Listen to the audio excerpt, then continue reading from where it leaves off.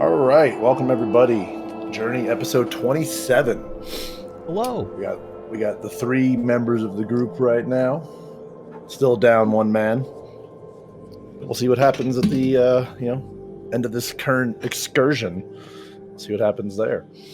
But quick recap from last week.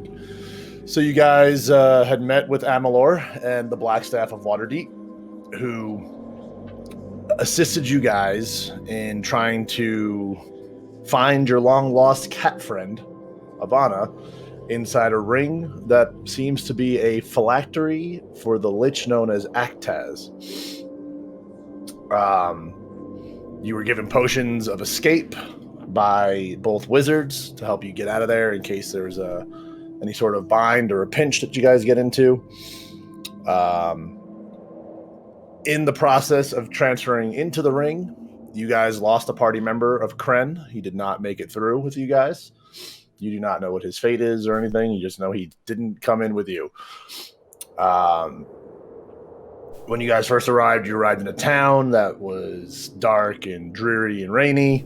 You followed a young elven boy through part of the town into a tavern where you guys discovered a large tank full of some bright blue liquid that turned out to be a very vicious water elemental, which you guys were able to fight off and take out.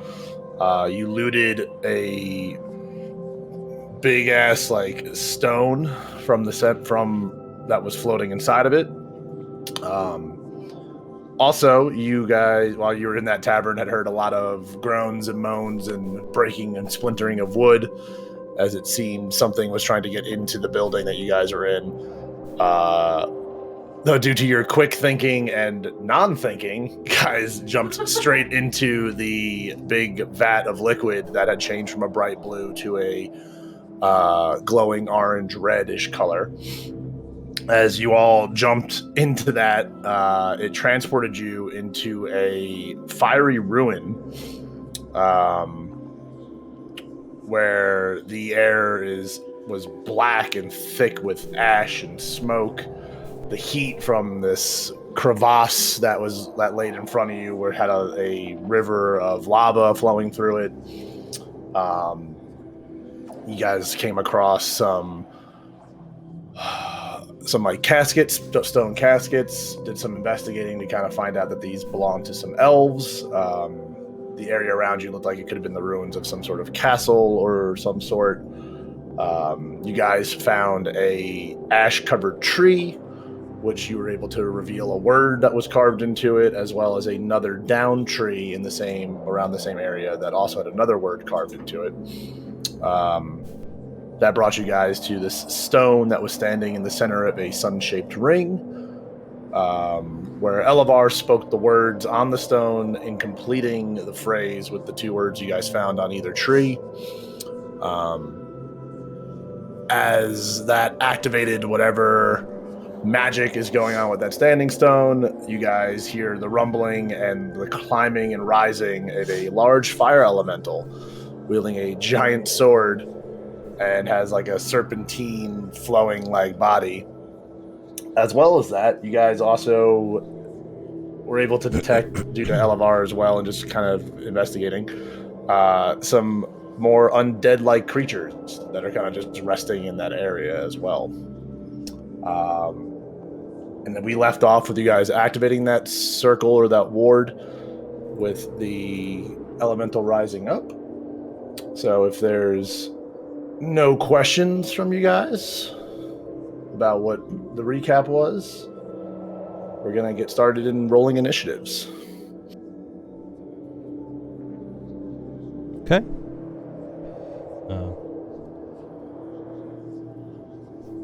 Bam. Yeah, let's go. 5. You have +4 to initiative? Damn. And he still rolled like ass. Shut up.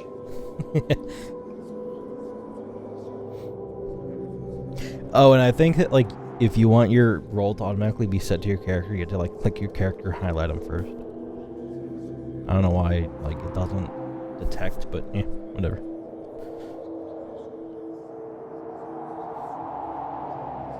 Yeah, that's It's very an weird. 18.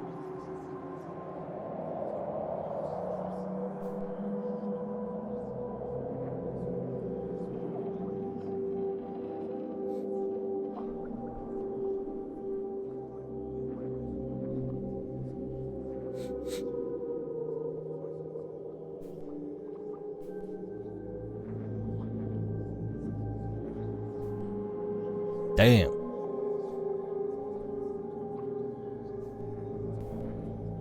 Oh, yeah, dexterity check. My dex is 13, naturally.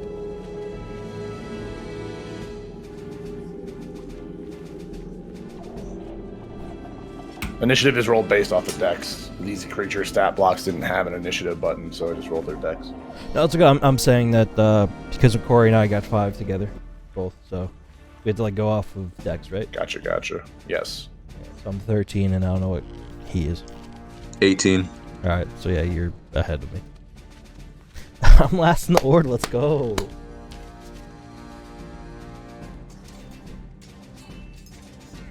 Okay. I just want to make sure. So technically, this is not how you guys would have been positioned, correct? Because Elevar would have been in front of the stone, reading it. Yeah, if reading it would be in there, then I'd be there.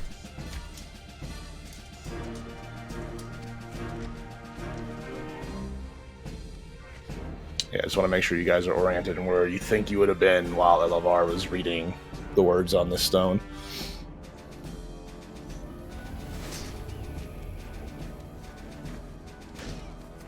But okay. Again, as I described last time, when the words were read, the sun-shaped kind of circle of stones that lay around you guys, the outer part of it begins to glow, like light coming through the stone, which I will do by representing with this. Hey. Which it didn't show up on my side. There we go. Okay. So yeah, this green glow begins to form the outer part of the ring. As you can, at a quick glance, you can see it's trying to build into the other stones around the center standing stone.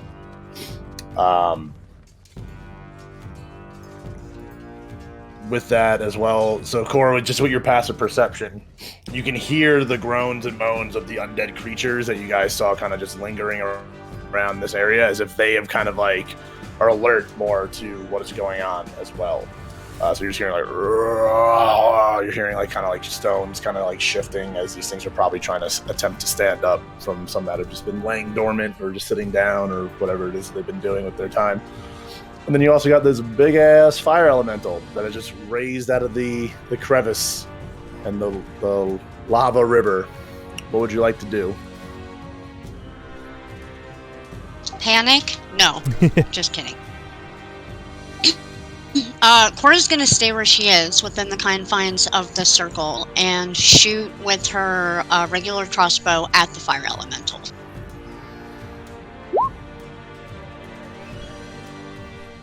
Damn.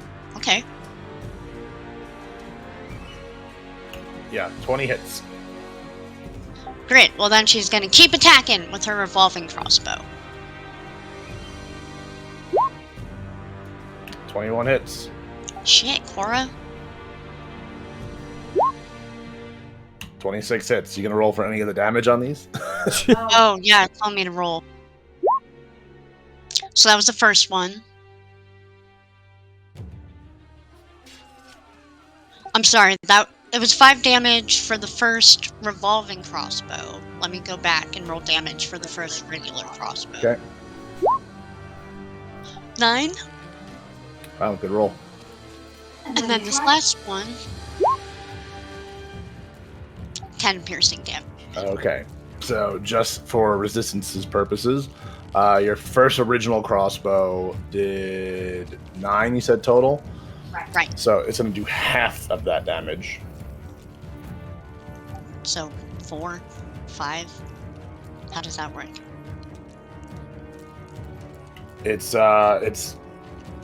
rounded down on the half on odd numbers. Got it. 4. And then the rest, the revolving crossbow, you get the full damage there, so 15. All right, and that's my turn. Okay, solid. As you fire, you pull up your 2 crossbows, just the bolts fly in. As you see it hit parts of the fiery stream that flows around this creature, as your bolts kind of just disappear into it, but you do see it let out an indication of like pain. It's like, it just kind of stays in its form, just serpentining, floating there, like on the edge of the rocks. Very good elemental impression. Thank you. Yes, very good. Okay. All right. Now it's all the ghouls' turn. So most of these guys were in seated positions. So they're going to spend half of their movement trying to get their asses up. As they begin to make their advances towards the group. They both move on one turn. Yeah, when I have multiple of the same monster, I have them move just in the same. It's just way easier as far as time management. I was just confirming. But that's their turn. Now we're on the fire elemental. It is not happy that it is just attacked by you. It's not happy to be summoned either. So it's going to start making its move towards Cora. Bummer.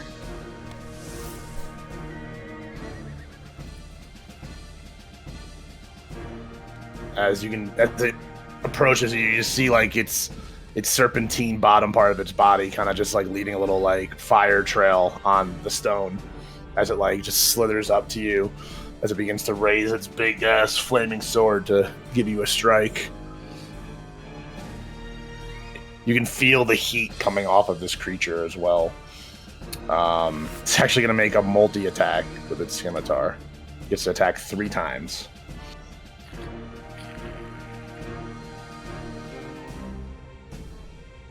First one's a 20 to hit. I need to make sure this rolls to the group.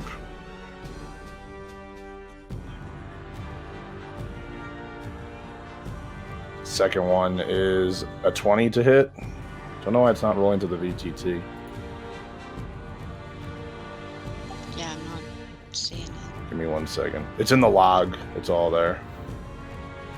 Let me try this a different way real quick.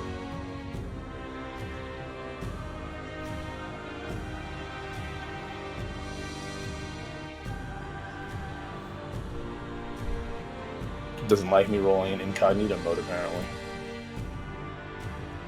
That's a thing. Oh, you might have to like. 2 windows open. You might have to change the setting for the extension to always ask.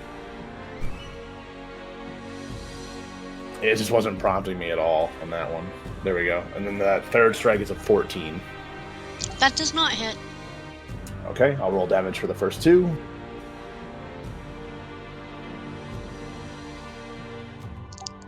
That's 8.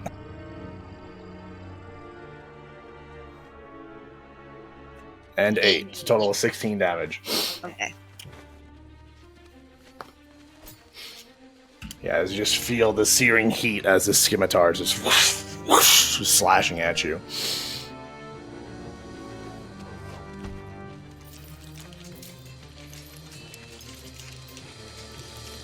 Alright, that's going to end its turn. Carlen.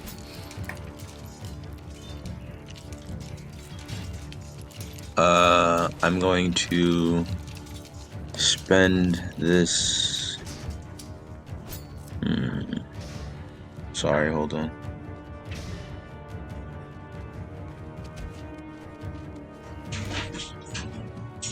I didn't use Radiant Soul last encounter, right? Doesn't sound familiar. Not that I can remember. Okay, I'm gonna pop my. Well, I don't have it checked off. That's what I was asking. All right, I'm gonna pop my Radiant Soul.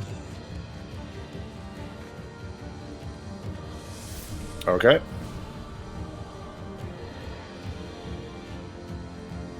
and then spend 30 of my movement speed and fly straight up. Okay.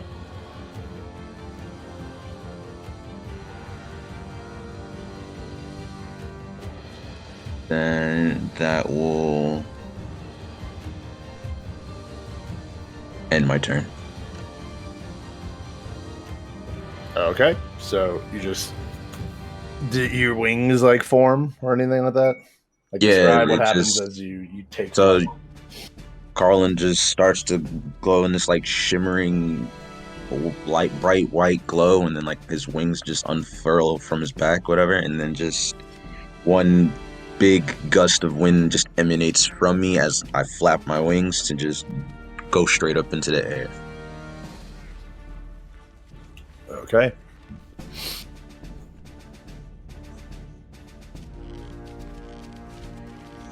Elevar. Yes. Carlen has taken flight, and Cora has taken two decent scimitar attacks from this fire elemental. What do you do? And you also sense because you still have your divine sense kind of going. Like you sense all like any of the ones that you can't even see, the ghouls like approaching you guys. Now, just for clarification, for sure, not for now. These ghouls are not Are they fiends? No, they're undead. Okay. Of course, like everything in my kit is undead, and then as soon as like the one thing I'm looking at is only fey or fiend. No. So that's good. Okay. So I'm gonna attack this guy. Yeah. Like chess. You gotta think like chess. Alright, I'm gonna actually just attack the big boy. So I'm gonna come over, and I'm gonna ready my double-handed axe, and let's see, which I just looked at.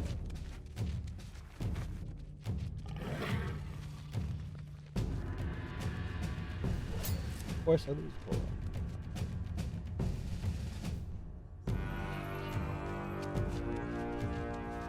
As an action, you get no.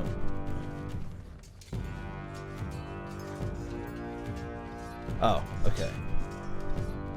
Good text there, Corey. You're welcome. I had to pull out the trigonomic trig calculator. Now that you're in the air. And this elemental is not a fiend, correct? Nope, it is an elemental. Alright. Is this elemental? No, an elemental. Alright. I'm gonna do.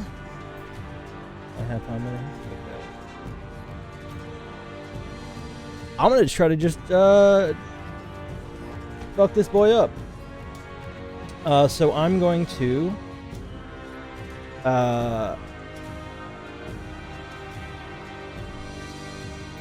VTT. So I can Divine Smite, which second wait what? Weapon tech. Yeah, so you gotta hit the creature, and then you can use it, yeah. Gotcha. Okay, so I'm just gonna make it attack throw, because I don't think I really have anything that's gonna be helpful otherwise. So let's roll to hit with my big boy axe. 8. Was it a natural one? I guess so. It was. Oh, It's an yeah. 8. Damn it. Okay. As just to resolve this real quick, as you swing into the elemental, you think you make contact, but actually your axe blade is getting stuck in the fiery fucking serpentine shape of the creature. I need you to give me a Constitution saving throw. Okay.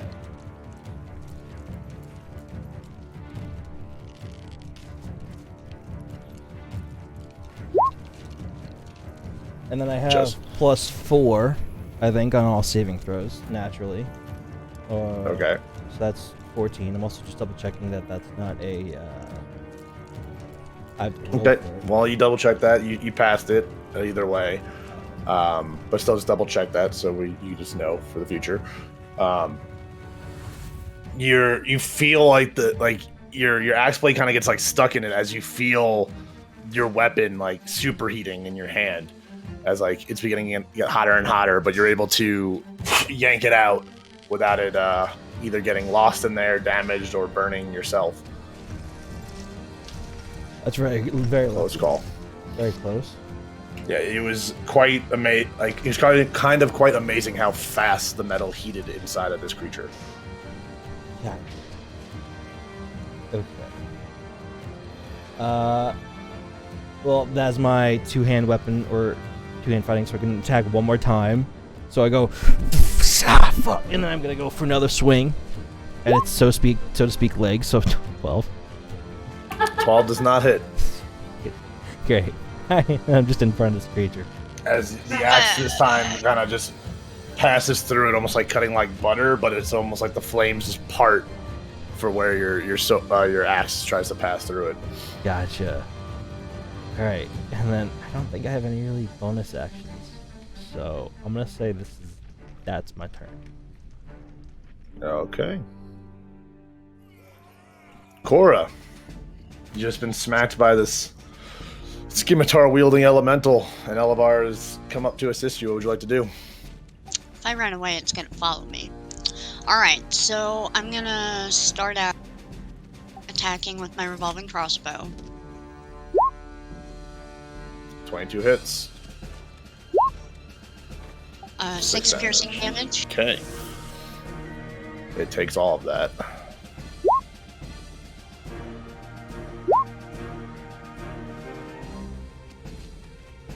So that was my first attack, and then I get an extra attack. You can attack twice whenever you take the attack action, so I'm going to use my revolving crossbow again.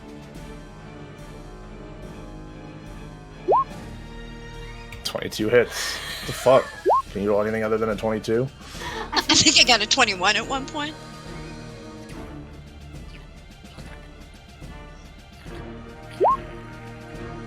Natural 20. Roll damage.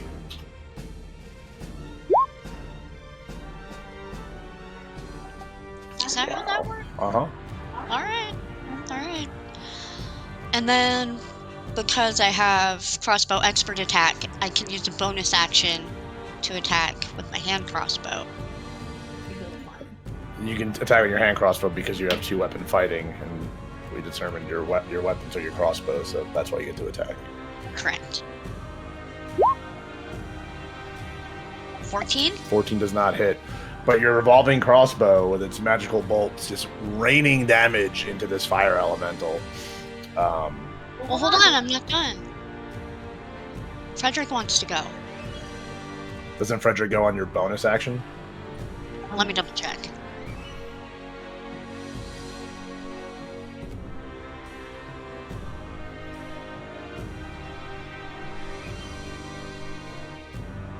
Yeah, you're right. Okay, so that is my turn.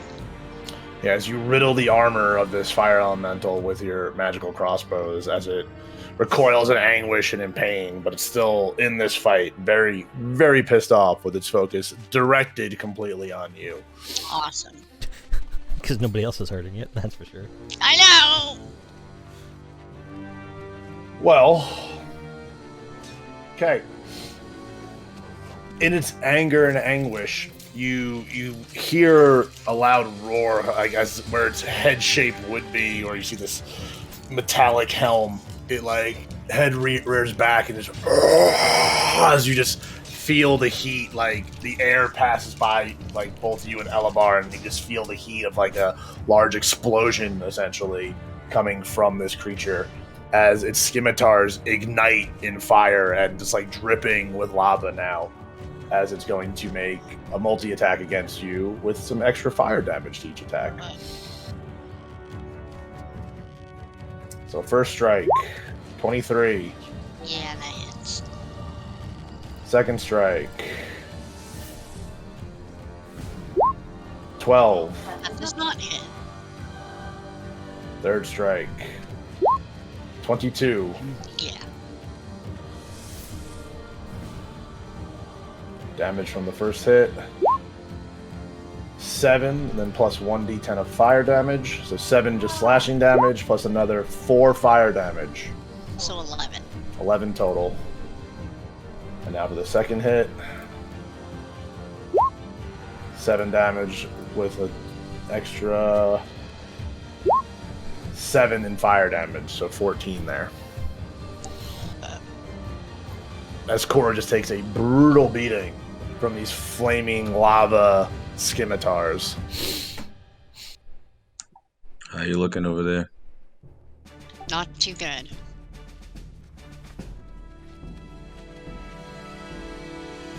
Alright, that ends its turn. Now the ghouls are advancing.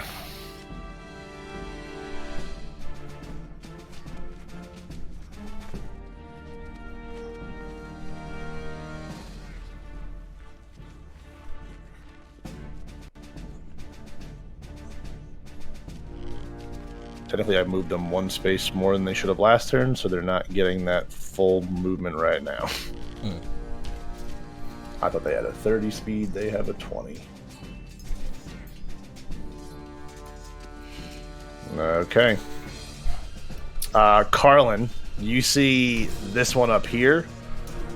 It's just covered in ash. Like, as it's like walking up, you can just see the ash like falling every footstep that it makes. It's just like it looks like the antiquing bit from fucking Jackass, like back in the day. Like that's what they just look like. This thing was covered in ash before it like stood up. Where the like you're getting a good aerial view of the other ones. Like they look all like charred up and burnt and like withering away and whatnot. But yeah, that one up top is particularly dusty. Got you. All right, that ends their turn. Did I go out of? I went out of turn on those, so but it's okay. I have sights on Cora, right? Yes. I'll use one sorcerer point to cast distance spell, which now gives me a touch spell at a range of 30 feet. I'll cast second level Cure Wounds, and what that'll look like is just some of my essence just drops over Cora and heals her. That's pretty cool. Oh, and also at the top of Cora's turn, so you can still roll for the health, but I just need to get this out of the way. The next set of stones begins to light up in this ring sequence.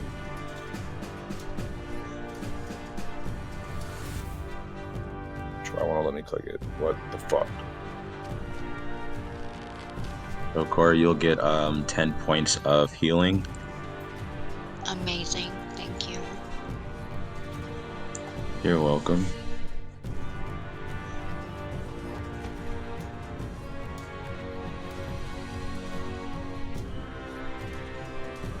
So yeah, when I got back to Cora's turn, the second ring lit up. Oh, I see.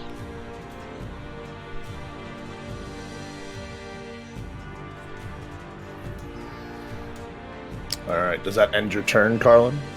I think I might have did that out of order. I should have attacked first for extra attack, and then healed, right? Is that what your sheet says? In order to get the extra attack action, but I wouldn't be able to. Oh no, I wouldn't have been able to heal her because it's not on.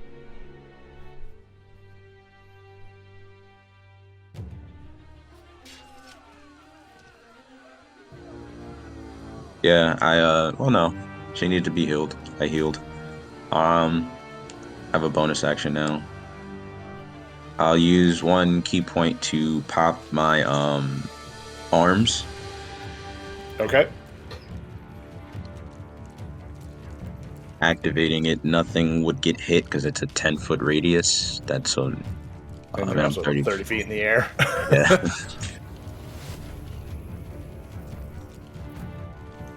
Okay. Would you like to move? Yeah, I'm gonna move, position myself. So I'm gonna fly This ghoul right here.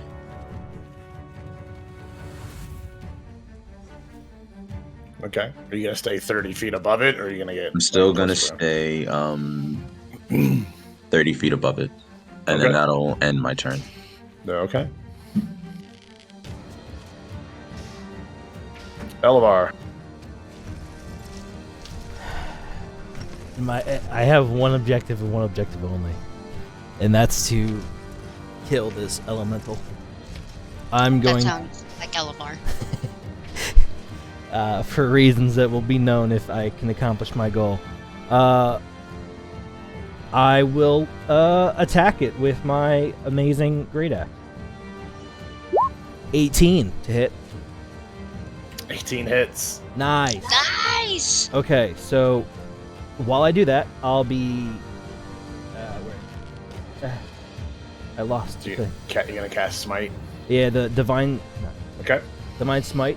So that's an additional 2d8. I lost it. I keep on losing it. Here we go.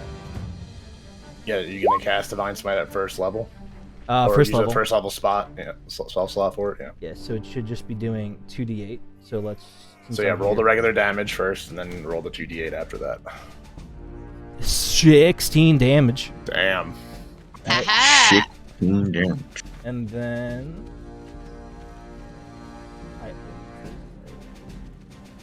Let's see. Let's expend one spell slot to deal 2d8. So 9. Okay. And if it was undead or fiend, I would additionally do 1d8. But no. It is not. Yeah. So I do 27 damage in one hit. Damn. Your axe is considered magical, correct? Yes. Yep. Okay. All that damage. Let's go. And then as I like slice through and just like tear this thing up, just I go for another like underhanded axe swipe up, once in like at the chest. So I originally came down like from shoulder to hip. Now I'm going from navel to chin. So I roll for that. 19. 19 hits. Roll for that damage. 11. I'll take it. And I definitely couldn't do that roll for Divine Smite. No, I'm not going to. Yes, I might. Wait, can I? I mean, as it's worded, so starting second time, when you hit a creature with a melee attack, you can expend one spell slot to deal radiant damage. It doesn't say like your limit is the amount of spell slots you have. Okay, so I'm gonna expend a second level spell slot. So that'll be 3d8. So I might as well just roll that cut. I'll roll that on here. So 2d8 first, and then another 1d8. 9 damage again. 9 damage. 20 damage though. That's pretty good. So I did 47 damage in one go. Damn. Remind me where you got that great axe. Did you buy it? Yeah. Nice. It was from the town where I had to like shave off the middle. That was the Fool Dukes. The Fool Dukes. Where I tried to blue steel them, and they were like, no. Right. Yes, I remember. I rolled pretty high. They're just like, you want it for free? And I was like, yeah. And they're like, Okay. no. This thing's like 1,000 gold, 800 gold. Okay. And that will be my turn because I have nothing bonus action wise that I want to use. Okay. So at the top of the round, again, the ring of stones, the next inner ring begins to glow. Whoosh, as it blasts with green radiant light. But I need Cora and Elevar. You guys need to give me...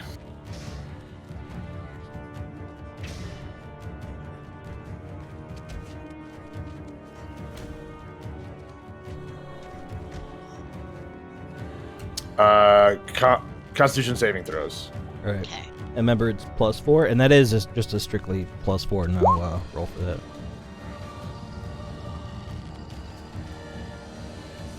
Yeah, I had to double check because I know sometimes it's like you get +4 to attack, but it's like 1d4. Yeah, gotcha. All right. Well, the both of you. I also need Frederick to give me a Constitution check. Constitution saving throw. So So 8 and then 11. We're just dead. what this is.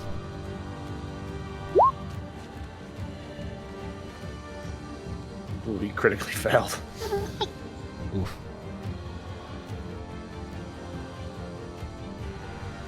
Okay.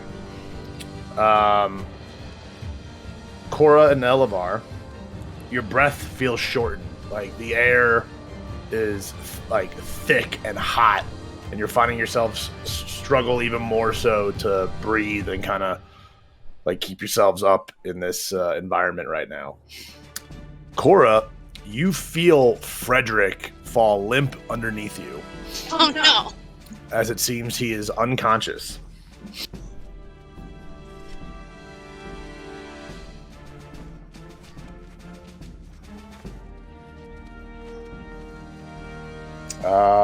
Yeah, your turn.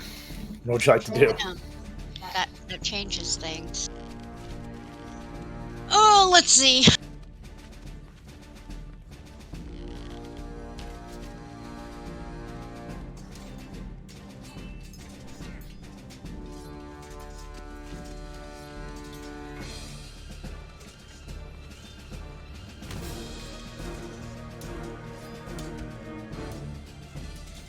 Yeah, that changes things. Well, fuck. All I can really do right now is I'm gonna cast Cure Wounds on myself. Okay. Damn. That's good. That's good. And I can't use my bonus action because it was gonna involve Frederick. So that's all I can do right now.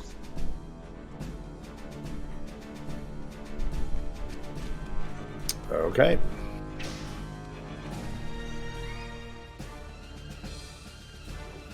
The ghouls advance.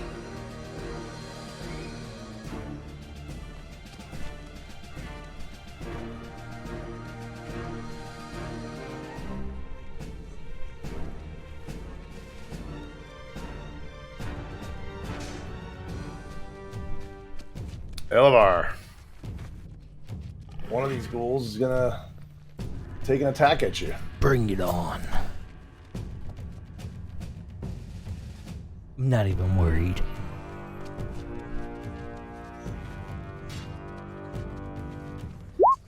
$19 to hit. I'm worried. That'll hit. For 13 slashing damage. Jesus fucking Christ. I'm like, I have so much armor. I'm not worried. No, it's it. I'm worried. Yeah, that is. As you feel like you've been slashed before by things, but like this one has a deeper burning just sensation to it and feeling. There's definitely something different about these undead from other ones that you've encountered. And as also like it's closer to you and in your face, like you can see like its eyes glow an intense fiery like red. You can see like again like the scarring and burning of its skin and flesh of different areas. Parts of it are just charred and covered in soot. Yeah, it looks like parts of it have been melted away a little bit. Okay, so it has an afterburn. Yeah. Well, yeah, nothing that's affected you quite yet, but Yet, fighting through. there's something. As the kids would say, they're fire. These ghouls are fire.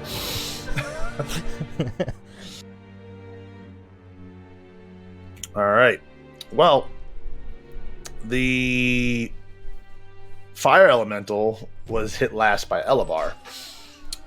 Pretty decent amount of damage, so it's a new focus its attacks on Elevar right now. It's actually going to roll real quick I didn't think this through. to see if it's I was more fiery happy when shit can I be wasn't being recharged. attacked.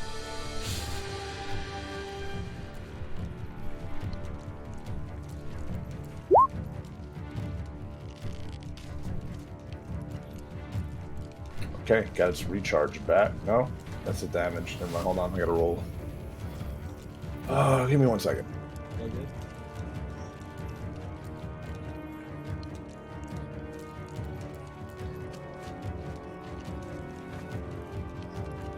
I always forget what recharge means.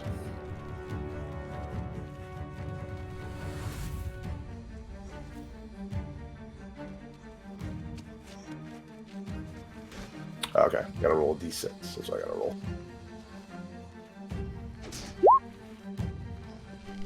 Does not get a recharge. Does not get its fiery strike recharged. So you're lucky there. But it is gonna make a multi-attack with its scimitar against you. So far, I've always been hit. Like even First with one. my high AC, I've always been hit. Yeah, look 21 at to hit, or Look at 7 that. damage, It or hits. 6 damage. Sorry. It hits. Really? I didn't expect Nat 20. 20. Oh no. Yeah, guys. For good knowing you. 11 total slashing damage.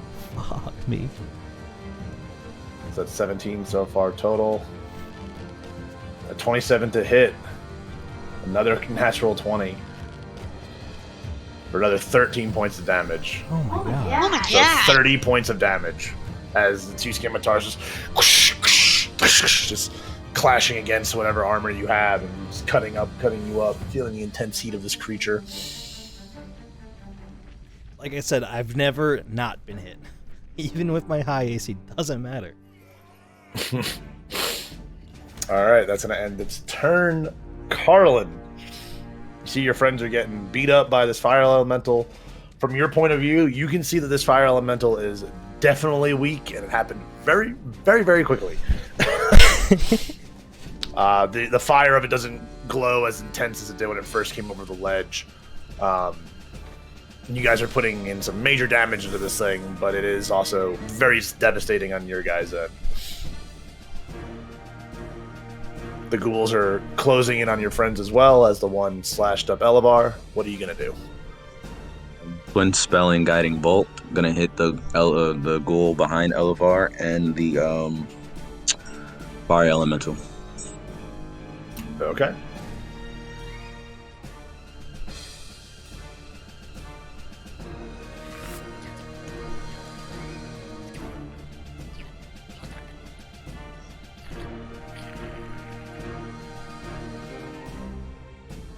$22. 22 hits. That's for the ghoul or the elemental?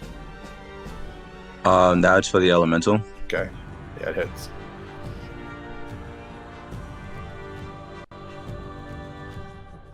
$22. That Nice. hits. So roll damage on both.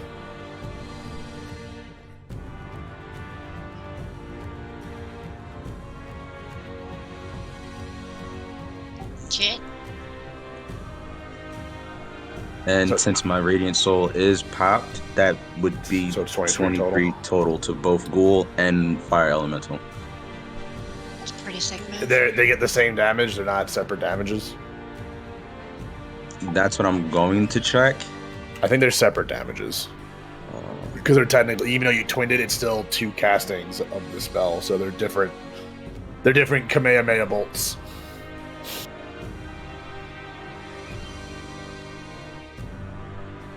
Okay, we'll go with that ruling because it doesn't say other. It doesn't have like anything to. Yeah. I can say it's different, so I'll roll the second damage. Okay.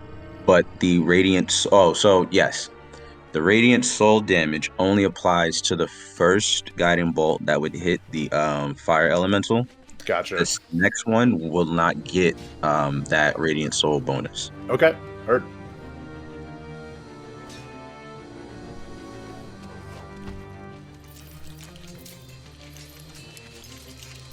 That would only do 9 points of damage. So the ghoul takes 9, and then the fire elemental takes the 23. Gotcha. And then now that fire elemental is, we now have advantage on both ghoul and fire elemental. Well, you should know, as you, the two of you Cora and Elevar would probably see this, as I would imagine Carlen doing some Dragon Ball Z type shit while flying in the air and shooting energy blast out of his hands. As you see the first guiding bolt soar at this elemental, and it connects directly into the chest, almost splitting the armor as it passes in and stays within, as you see the radiant glow begin to expand and like come out through the fire like body of the creature, as it lets out a loud elemental roar as the flame extinguishes as the armor falls to the ground, killing this creature. Fuck. Very nice. The ghoul, however, does not die. It takes the damage. It gets hit in the back. As you just see this fiery, almost lava-like drool coming out of the mouth of this ghoulish creature. Wait, there's more. So is there advantage on the hit for the ghoul too now, right? Because it's still guiding bolt.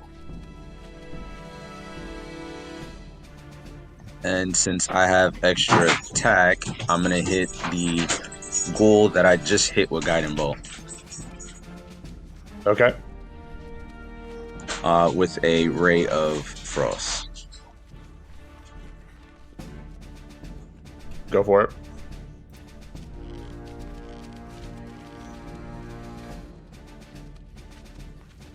Does a 16 hit? Yes, it does. You get advantage, so it's 18. Oh, sorry, I didn't see that the multiplier on the thing. Yeah, you gave it to 18. Yep, 18 hits. He takes 9 points of cold damage, and now his movement speed is reduced by 10 feet. Okay.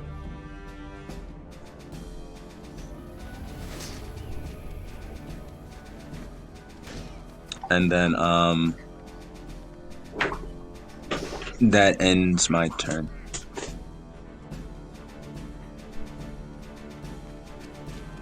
Gotcha. Elevar, you watch the armor of the giant fire elemental fall at yours and Cora's feet. The ghoul behind you that slashed you up pretty nicely has now been slowed and has a bit of a frosty frosting on it. Frosty frosting.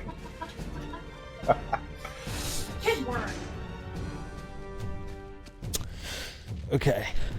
So, I had this really cool idea that was going to happen, and then he killed the elemental, but still, fine. Whatever. Not upset.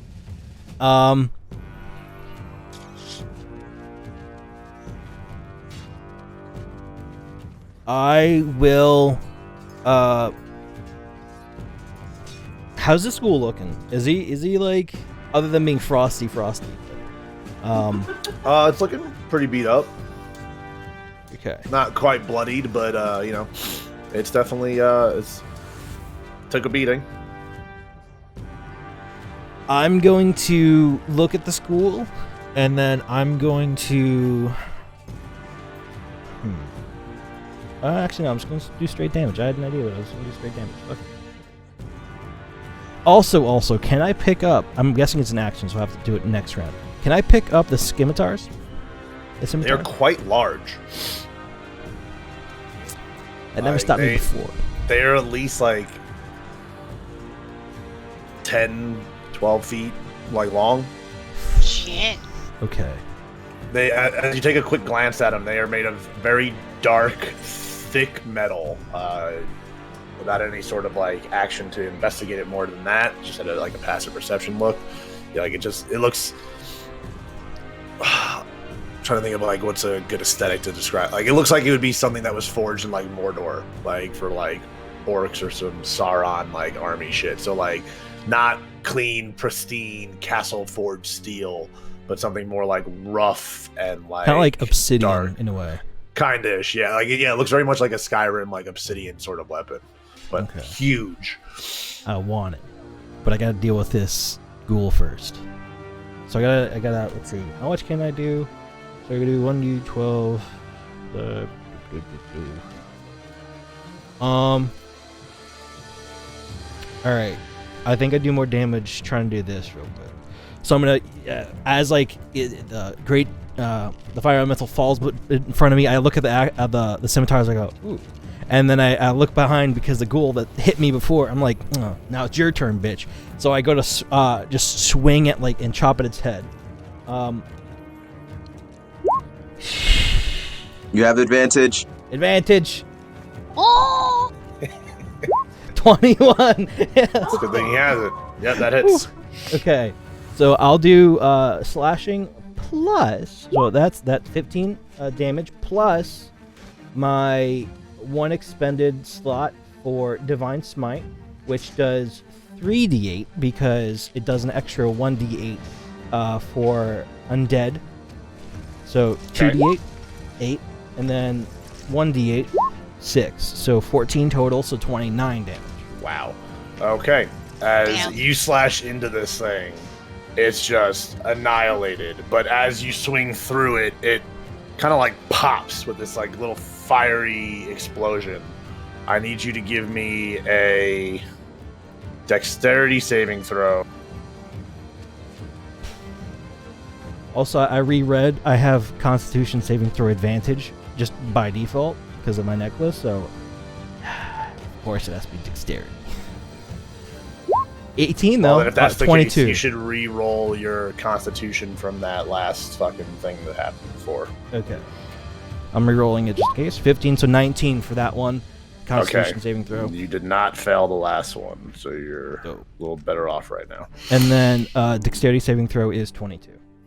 Yeah, you're okay. So as you slice through this ghoul in one solid heavy swing, as it dies, it erupts, just like pops, and you're able to. Oh, actually, I also need Cora to give me a dexterity saving throw as well. But Elvar, you're able to avoid any sort of fire burst damage that comes off of this thing Dope. as you kill it. Okay. Now I could either move and use my second attack because I have extra attack per turn. Did you say Corey or Cora? Cora. Yeah. Okay. Good rule of default if yeah, all the names are going to be your fantasy names. I kind of assume. I mean, it still doesn't help that everybody has a C in their name or starts with C. It either. does not. Right. Cora, you take 5 points of fire damage as you were unable to avoid the burst of flame from this ghoul. Alright, so is my lay on hand. Oh, that's one action. Alright. Do I have too little health to really try and fight anything right now. Unless I possibly one-shot another thing, but I doubt that's gonna happen. Do I had advantage only to this one, right? Not in general? Correct. Okay.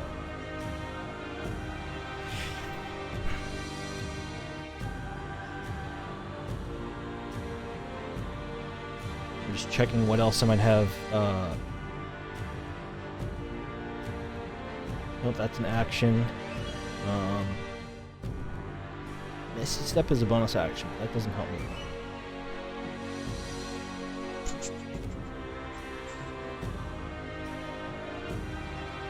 Can I, instead of trying to figure out what I want to do, can I use my extra attack as like an investigation? Like, which seems like it'd be a compromise, or should I just, because I don't want to attack anything, because if I get closer, it's going to attack me, and I don't have the health to survive that right now. You can walk away. No, I know, but I'm trying to if I get close to this, it'll attack me. And right now, if I don't move, it still won't attack me. And I don't have anything else that I could do necessarily. Well, what are you trying to investigate? I'd investigate. I'd want to see if I could pick up or like just investigate further the sword, the scimitar, because I can't take both scimitars. But if it's a large scimitar, I'd like to take it and wield it and have like options. I would say to try to lift it, it would take an actual full action. Okay. Yeah. So I'm gonna say not in that sort of aspect. I mean, you can. Just a free action. I'll let you investigate. Like, it's fucking heavy. Like, it's a big fucking thing. Like, yeah, it's gonna take a turn to try to lift this fucking thing like on its own. Yeah, so like mid combat, I go over, I try to pick it up real quick, and I go, oh shit, okay, and like I throw on my back real quick. I'm like, okay, and I prep up. I prep to like whatever. But yeah, I'll move back a little bit. Like, well, I gotta clarify. You aren't able to pick it up this turn. No, I know. It's more so like if you're like to kick it, you go, ow, fuck, and like like you'd have to really try. Yeah. Okay, yeah, that'll be my turn. Then I'll stay here. Okay.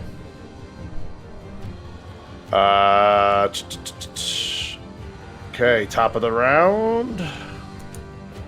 Another section of this area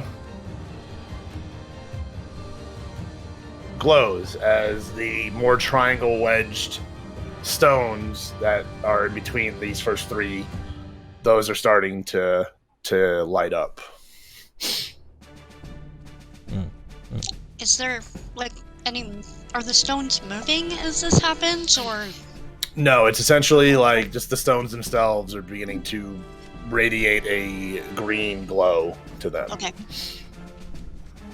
And as like this one and this one up here at this top of this round have ignited in their glow.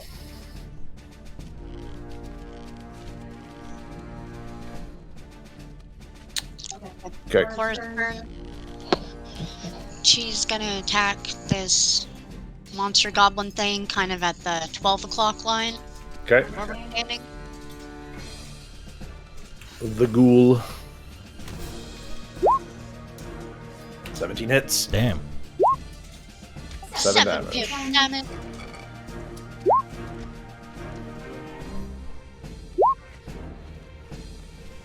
24 hit with 10 damage. That hits.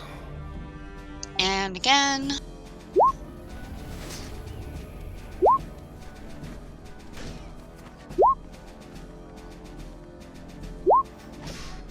Yeah, all this hits. Do I have to do anything for Frederick right now? Is he like unconscious? Does he have to like do a saving throw? Not yet. Nothing like that. He's still just unconscious. But yeah, Alright. All your attacks from your revolving crossbow all hit. All that. Well, I'm gonna use my bonus attack action to attack once more with my regular handbow, because fuck everyone. Corwick, that hits. Jesus. Okay. As you as the party just witness fucking Cora and just some anger fucking just blaze of Corwickness just as these bolts fly at this ghoul as it's trying to make its advance forward, just, and the final one just right between the head, right between the eyes, as it goes to fall limp, and as it's falling down, just explodes. Jeez. Nice. Nicely done. Fucking wild how much damage Cora can put out. I know, it's insane. When you fuck with Frederick, she gets real mad. But yeah, passive perception for Cora. Yeah, Frederick is still just out cold. Okay. Give me a medicine check. Oh, what? I Medicine. didn't know that was a thing. 12. You can assess that he's not breathing. What? Or at the very least, if you get any signs of breath, it's very, very struggled. It's like really shallow. Like, Okay. yeah, shallower than shallow. That's not good. Okay. Okay.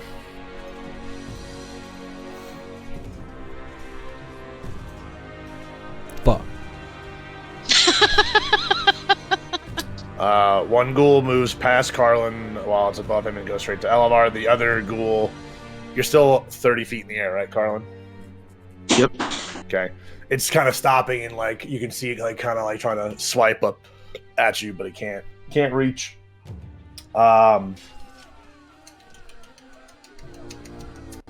Yeah, Elevar. This guy's gonna swing his claws at you. Yep.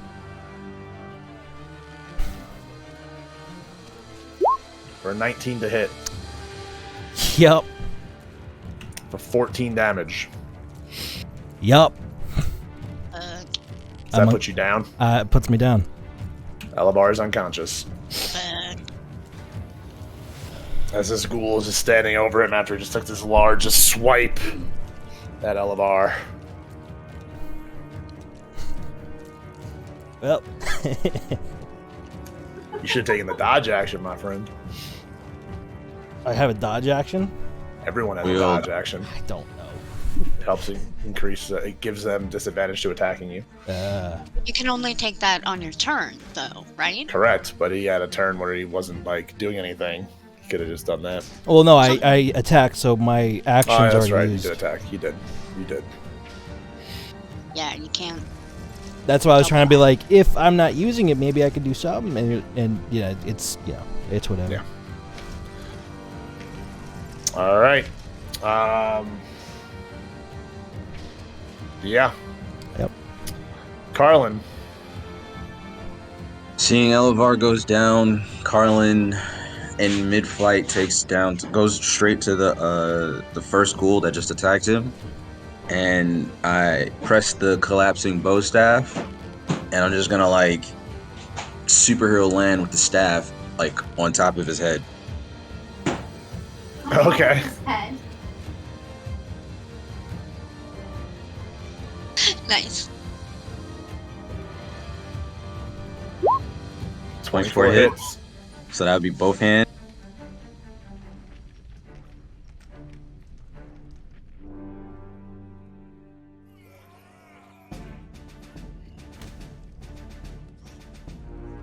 Did it? It rolled. Yeah. Okay. So 10 damage. No, plus the radiant damage will apply, but I don't know why it didn't apply to that. Because it's a custom fucking weapon, and it probably doesn't register that properly. So just right. roll what the radiant damage would be. It's a flat 8. It goes based off of my level. Gotcha.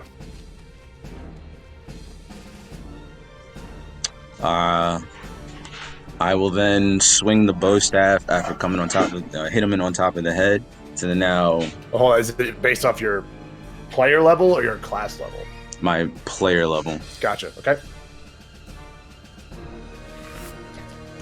And then second attack, going with a so after I hit him on top of the head with both hands, I then adjust my hand to the back, and then I'll make another quick attack with the bow staff to the side of his head. Gotcha.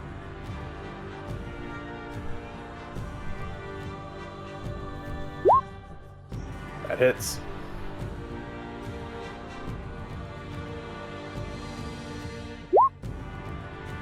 Plus 5. Rolled it there. Interesting. Okay. Did that it rolled? It rolled everything. Yeah, it rolled the bludgeoning and the radiant. It Okay. showed it up on that one, so that's weird that it didn't show on the other one. But so 5. All right, and then I will now use 1 key point for Fury of Blows with the bow staff. Okay.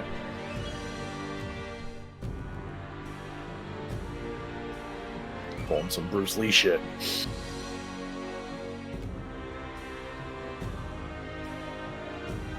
$16.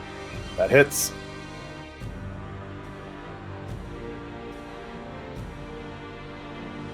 $7 points.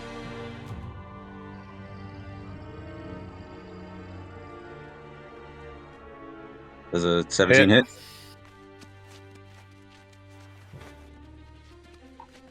$10 points. Woo! As Nice. you fly in to save your buddy, as you just a barrage of fucking bow staff hits. Like Napoleon Dynamite would be so fucking proud of you right now.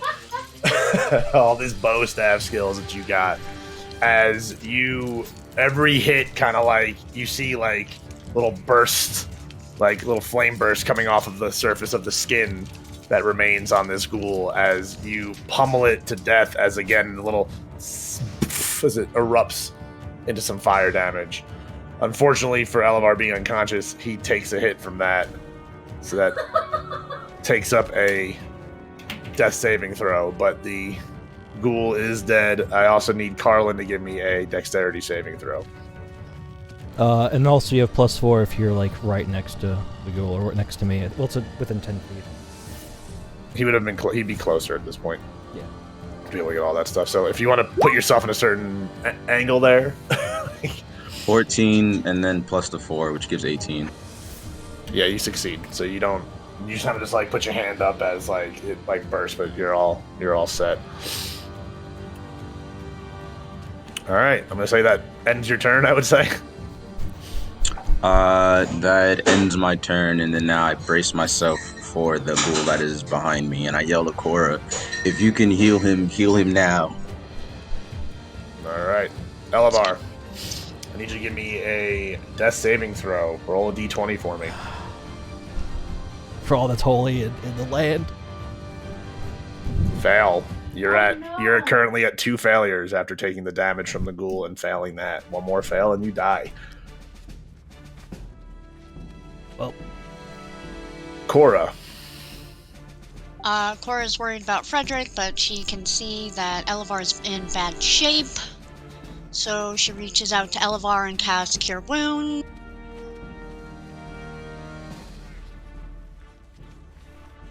Nine points of healing. Oh, sorry, I hit it twice. Yeah. Go with the first one. 9 points. Okay. And that's all I can do.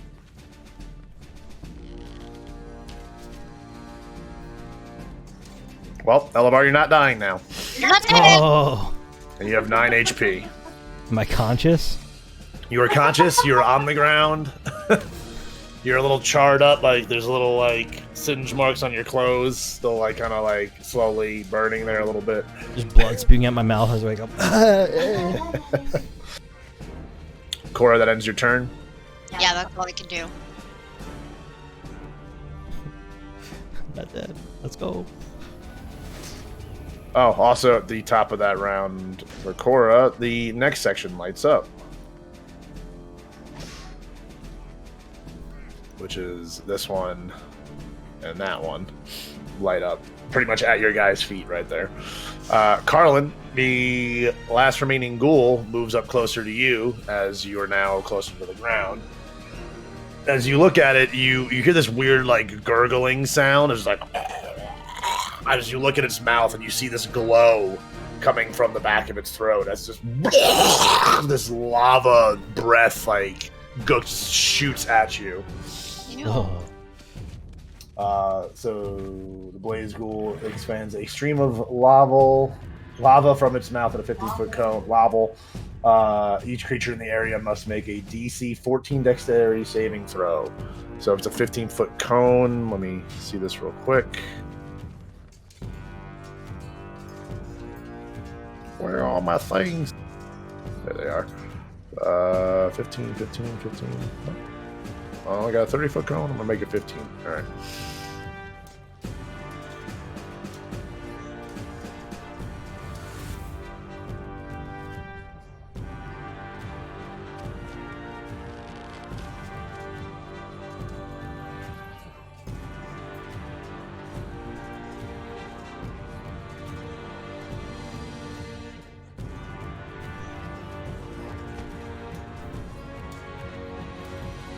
Sorry. I need Elevar and Carlen to make a dexterity saving throw for me.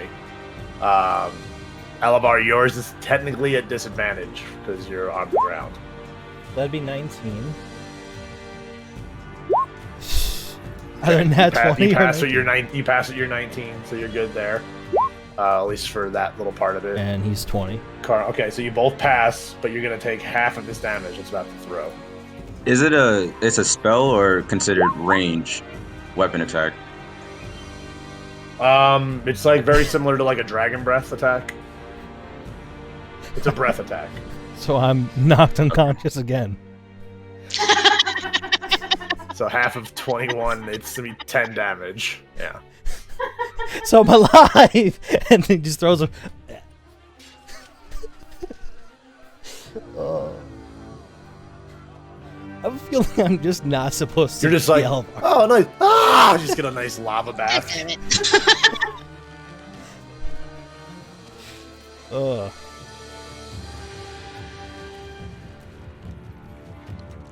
All right, and that's the ghoul's turn. Carlen, you just got spit up on by a ghoul, and Elevar is down again.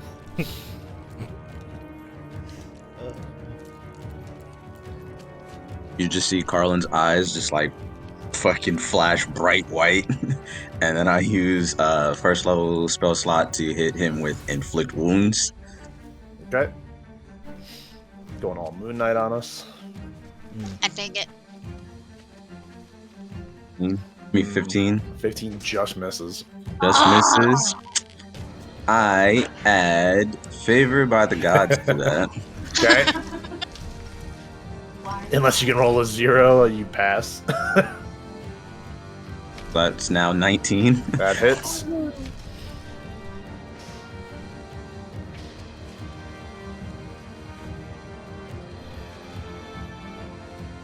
$27 damage. Yep, because that would be the first attack action that I took. And so that gets the necrotic damage plus the radiant damage, so a total of 27. It's a devastating blow on this thing for sure. It is bloodied. You just see like the, I can't even call it blood, but like just this fiery goop like pouring from its like wounds on its flesh. And then my attack action, after hitting him with the fucking beast of a move that is inflict wounds, would have just been a straight punch to the head. You see his head knocks back, and then Carlen just chuckles and then winds up the collapsing bow staff like a baseball bat and just takes a slap at him. And I'm going for the lower right side of his jaw. Okay.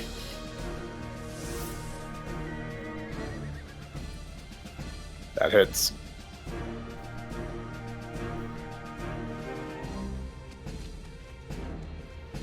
Eight total damage. How do you want to describe how you do this? So you just see the wind-up punch coming from Carlen, which would be a quick jab with the inflict wounds, and then Carlen just goes, "Oh, you're still up, huh?" Chuckles, has the bow staff still in his right hand. Carlen takes a step back, does the Ken Griffey Jr., the kid, slaps his monk boots, swings the bow staff, and then just cracks him on the side of the head. And then Carlen just holds that pose after the follow through. I'm going to pretty much lop his head clean off and then just sends it as far as I could into the distance. And I imagine like you also hear the sound effect of when you like do an ultimate smash or something in Super Smash Brothers, like psh, and like you hit home run, it just flies away. And then Frederick just bat. Frederick's like, you don't get anything. You don't get anything. Oh yeah, he's down. He's unconscious.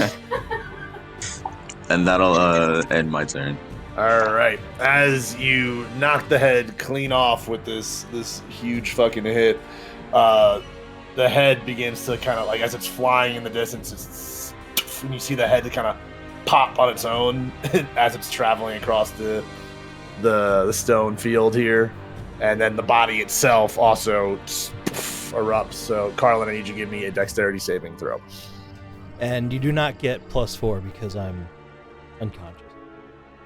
Bummer.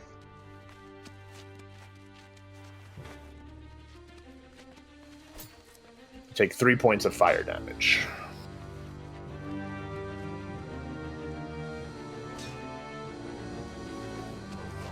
But wow, okay. Yeah, guys. we're gonna give a standing ovation for that last attack. That was well done. Well done. You guys always seem to put the hurt on, but So what I'm gonna do so is Elevar is down right now. Yeah. Combat is over. You guys I'm have to gonna- react fast. running over to Elevar, and I'm going to cast Spare the Dying on him. Okay. Elevar, you don't have to make saving throws. Hey. Yay! So pretty much what that is you touch a living creature that has 0 hit points, the creature becomes stable. This spell has no effect on undead and constructs. Sorry. And then I use my... Where is it? So you're essentially Healing. brought to 1 point of health with that Spare the Dying there, Elevar. Okay. And then I use Healing Hands, full touch, and he gets 8 points of 8 hit points back. Nice. Okay. You're at 9. I kind of like, as I kind of wake up and go, oh, that sucked. And I get up to my feet, and I'll quickly do like a lay on hands, so I have 5 HP left, 5 points of laying hands left, so I'll do that to myself, so I'll get 14 HP total. And then I definitely want to try to pick up one of these scimitars, because I'm like, this is, if I'm gonna whatever, I go to grab a scimitar. Okay. Well, the rest of the rings, while you guys are doing that, begin to light up more. As again, like just row by row, they all ignite until a portal. After all the lights get closer and closer to the standing stone, filling in the rings of stone, but before it, from the face where the writing was on the stone, a circular portal doorway, very Doctor Strange-like, with this green emanating glow, opens up. Question, is Frederick still down? Frederick is still unconscious. Breathing is shallower than shallow. I run over and use Spare the Dying on him as well. Okay. He doesn't have 0 hit points. Oh. He did not fall due to health. Give me a medicine check, Carlen.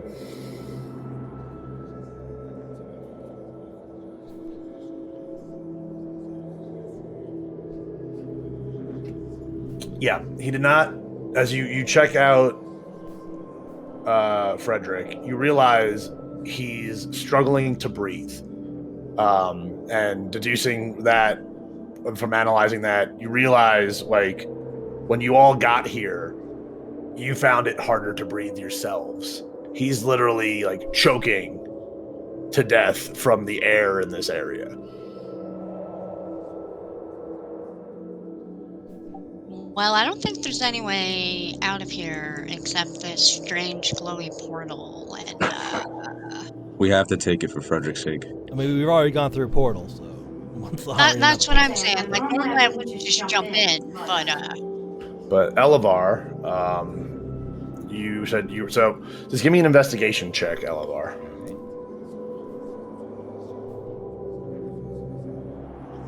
$13. Okay.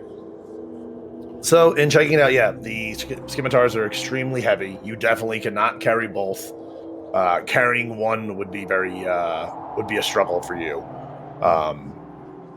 But also, just in that, like, you checking out the swords, you happen to see a very similar gem to the one that Carlen got from the water elemental, but this one being a darker, like, ruby color. And it's kind of centered. It's like laying in underneath the armor, the chest pauldron, like, armor piece that fell when the creature dissipated.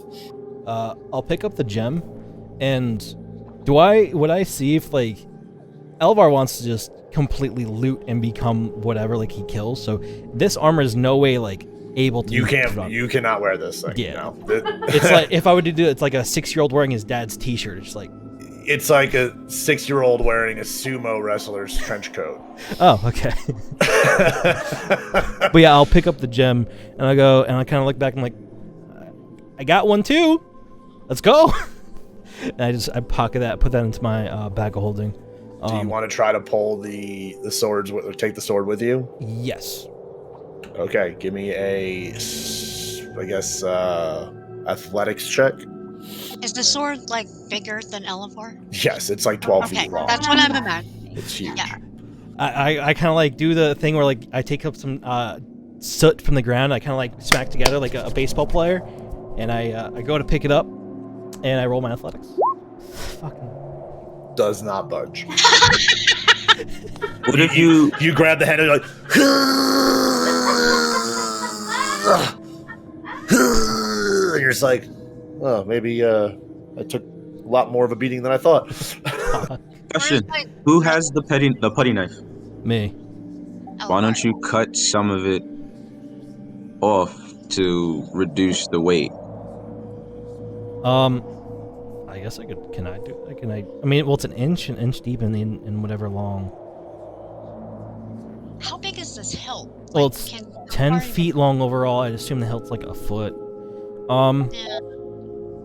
Is it feasible to try and take off some weight and then try one more time? I don't want to like keep on giving throws until whatever, because I know we have to like save Frederick. But Well, I mean, the putty knife, it has one charge of cut essentially per day. Like it has one of each charge, so you get like one attempt to try to cut something. right. At the width of the way this sword is, your cut is more. It's just gonna cut a gash into this thing rather than chunk it. You might be able to get like a small piece of it off, like if you want to like just like you'd probably, if you want to take something from it, like the metal itself, you'd probably be better off like scraping, kind of like the way you guys did with the walking statue. Because at least you can get something from it, but you're not going to be able to. It won't be that much of a weight difference. Yeah. Correct. I mean, yeah, like you might be able to shave off some, some weight that way, but I would do I'd use the putty knife, and I'll grab it in VTT if I can, just so everybody can see it. Putty knife. What do I do VTT? No, that's it. Yeah. The 4-inch blade is straight and covered in. I would try to, on the off chance, I would try to make a blood channel, which is I go into like the middle / upper of the blade, and I would with the putty knife scrape about an inch or so down, and then 4 inches wide, and then I'd scrape to the top of the blade. So you're thinking, so the depth that it would be able to go into the sword would be 4 inches, and the blade itself, like the putty knife, is an inch wide.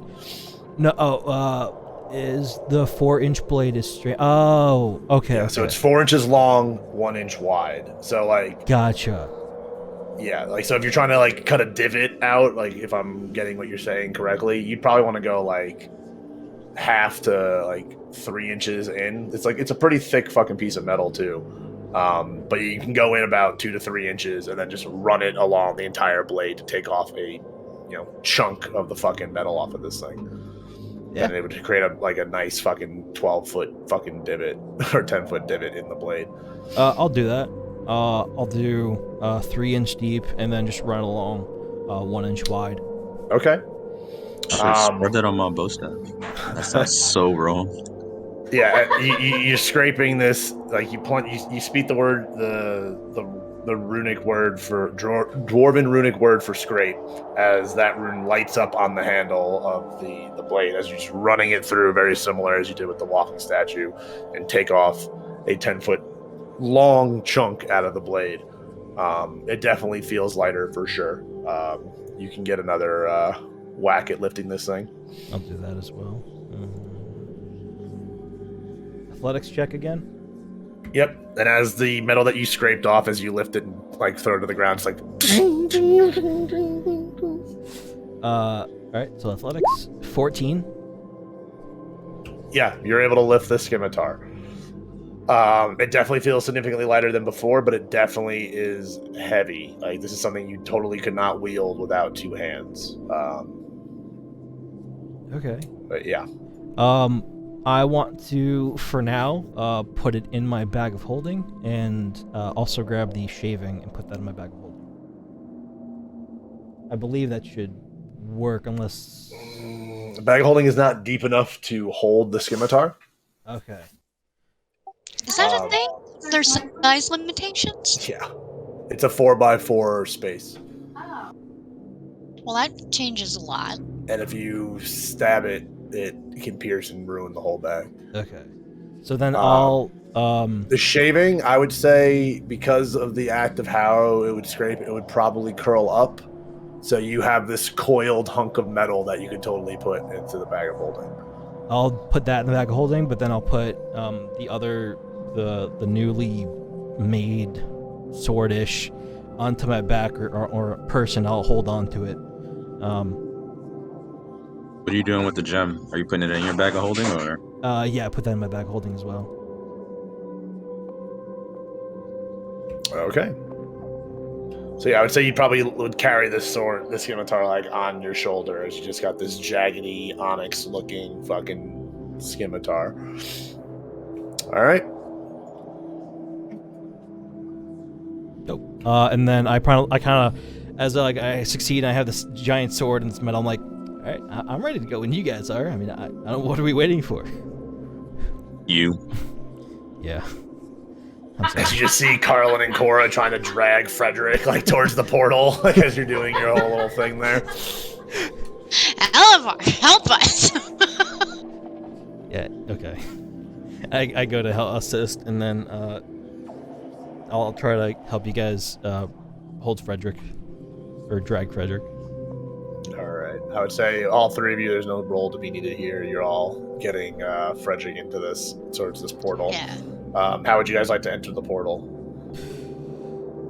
How big is it? It's like Doctor Strange circle thingy? It's essentially the size of the stone that's in front of you guys there. I'll go in first.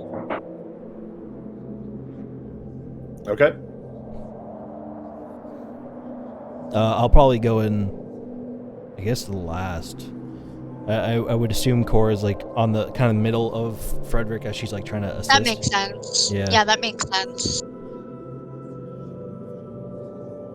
Okay. Okay.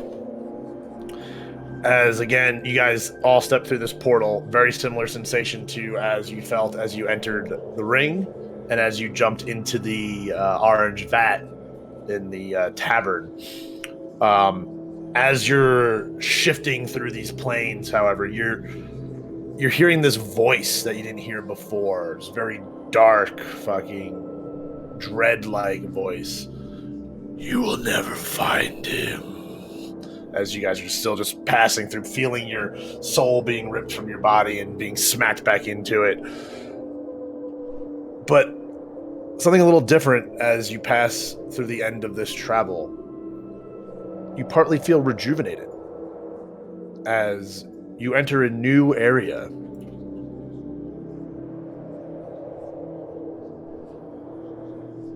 Ooh.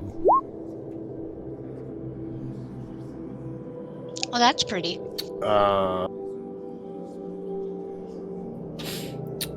You're able to take a deep breath as the air is clean and fresh in this area. The sky is bright and clear. Vastly different from the last two spots that you guys have been in. Hey, you guys, how much you want to bet we're going to have to fight an earth elemental? I'm not gonna bet because I kind of or an air. Well, if that's the case, we gotta figure out how to use these gems. Maybe we could summon them. I don't know, but if I could use it to fight the other one, that'd be great. Because I am not feeling great, and I like kind of feel myself up, and I'm like, I think we need a rest. Hold that. With that, you you feel rejuvenated. You feel a new rush of energy, like as a renewed freshness to each of you, as if you had taken a long rest, as if the travel that you guys had just taken was a lot longer than it was or seemed. I see. okay. You guys get the effects of a long rest right now. Amazing. So as I'm like, oh, I'm not feeling great. I feel myself. I'm like, what? That's huge. Frederick laying on his side, as like ash and just soot like flies out of like the back of his throat as this gross fucking phlegm. As he's taking deep breaths, his eyes are just wide, even wider than normal goat's eyes. Cora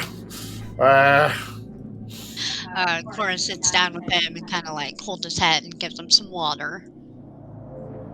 All right. And with that, we're going to take a quick break because I need to pee.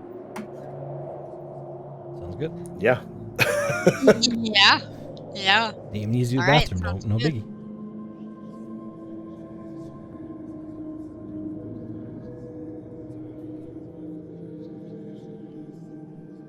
Good job not dying, everyone. Well, You didn't die.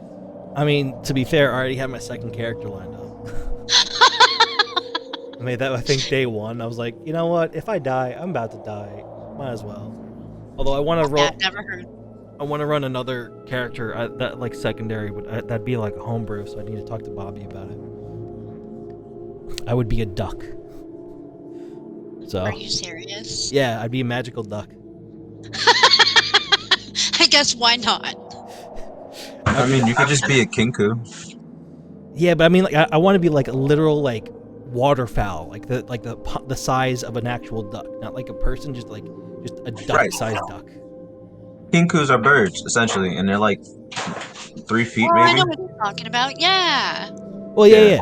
But I want to be a duck, a 1 foot high, 1 foot wide duck, just for like no reason. I want to be. Yeah, I want to be, what is it, goose game? Well, that's a goose, but still. We'll see. I mean, hopefully I don't die, because I like Elvar. I like the amount of damage. Honest with you, with me and Sarah as healers, you're not gonna die. Well, I mean, I was really close. Again. Unless you want to die. If you want to die, well, we would have let you die back then. Oh, no, I don't want to die. Okay. But in like no time, I didn't succeed a saving throw, and then like the thing blew up, and then I lost the saving throw. I'm like, oh, so this is how this happens.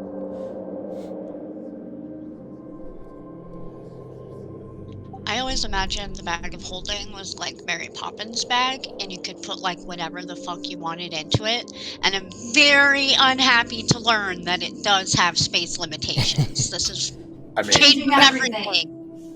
I mean, I'm sure Mary Poppins' bag is a bag of holding. I'm sure it has some sort of magical limitations to it. Yeah, but she pulls out like an entire lamppost. Have you seen this movie? Yeah, lamps are like 4 feet tall. That lamp is taller than me. But I mean, to be fair, this sword is 10 feet tall, and I'm realizing like that's the height of my ceiling, so it's like. Yeah, like that's big. Yeah, it's essentially like the Buster Sword, like or bigger than like in Final Fantasy. Like it's just. God.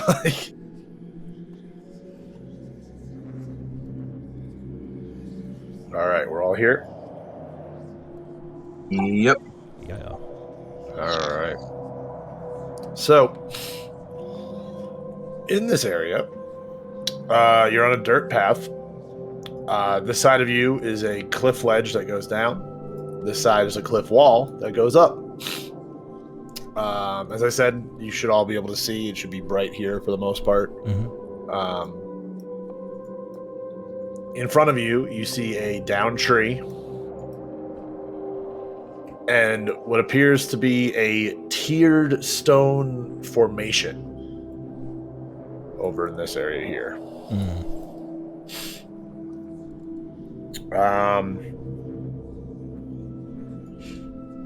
The tree is down. It's slightly obstructing the path, but it's not something you can't get around or anything.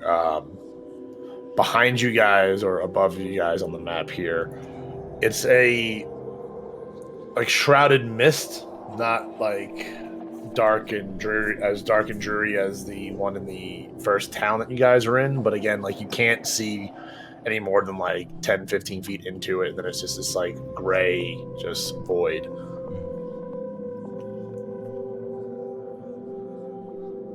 With your now renewed energies, what would you guys like to do? I want to investigate that tree.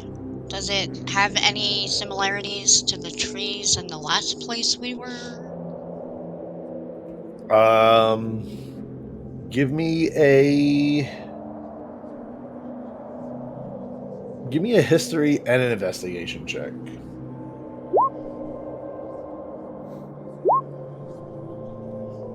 History 17, investigation 11.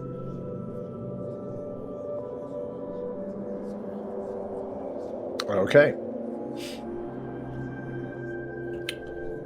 So yeah, history. You recall the tree that you saw in the last spot. It does have a very similar size and like shape to it to the last tree. Obviously not covered in ash. This one just looks like a tree that got old and uprooted and fell over. But with your investigation, you notice the branches of the tree are all very uniform. All the same shape, all the same width, like all the same size. It's a very, very geometrical like tree. Like it's just like as the way like nature works. Oh, that could have been terrible.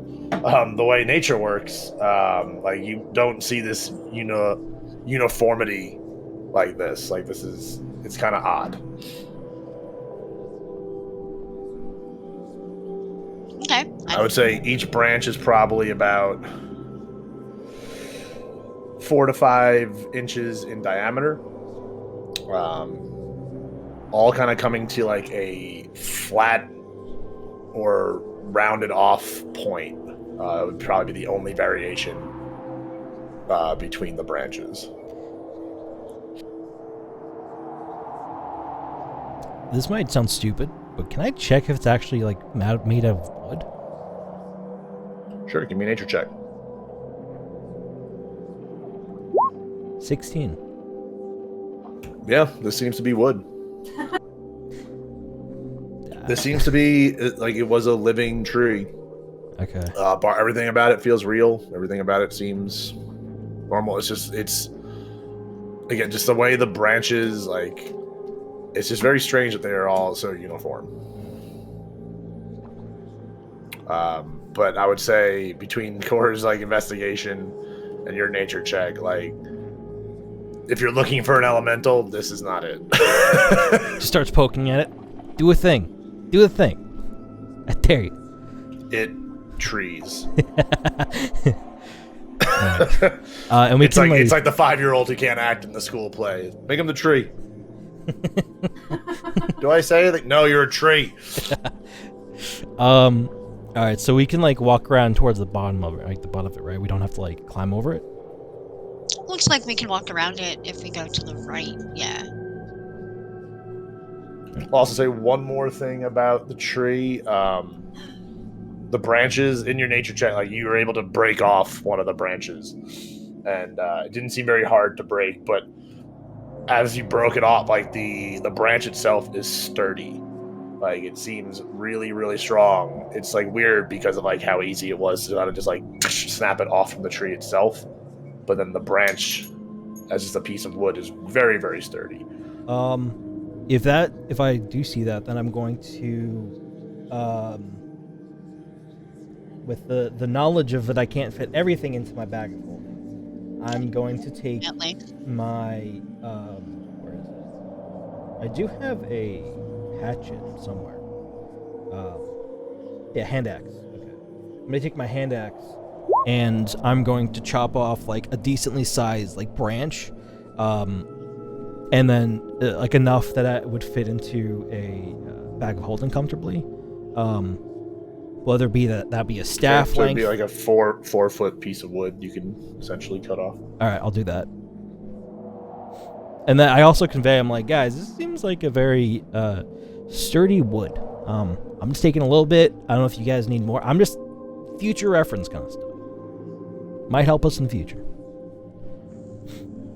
Maybe to make Cora arrows, but I don't have any need for wood. Elevar likes to pick up mementos from his travels, I've noticed. He's apparently a serial killer.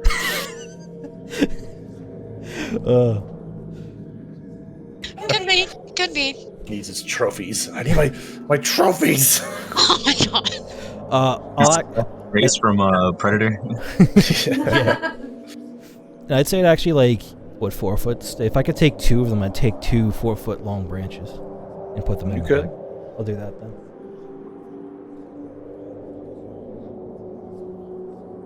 I'm just slowly collecting things for my future, which is me making a weapon, and it's just out of all the other weapons I've found. Oh my god.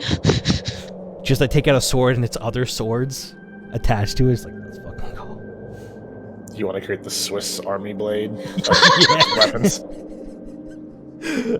Either that or you want to be fucking Grievous. That's what I'm imagining, is Grievous. Now I just need somebody to surgically implant more arms. Wait, no, you have astral arms. Oh man, that'd be... Oh Yeah, but they can't grab things. Oh.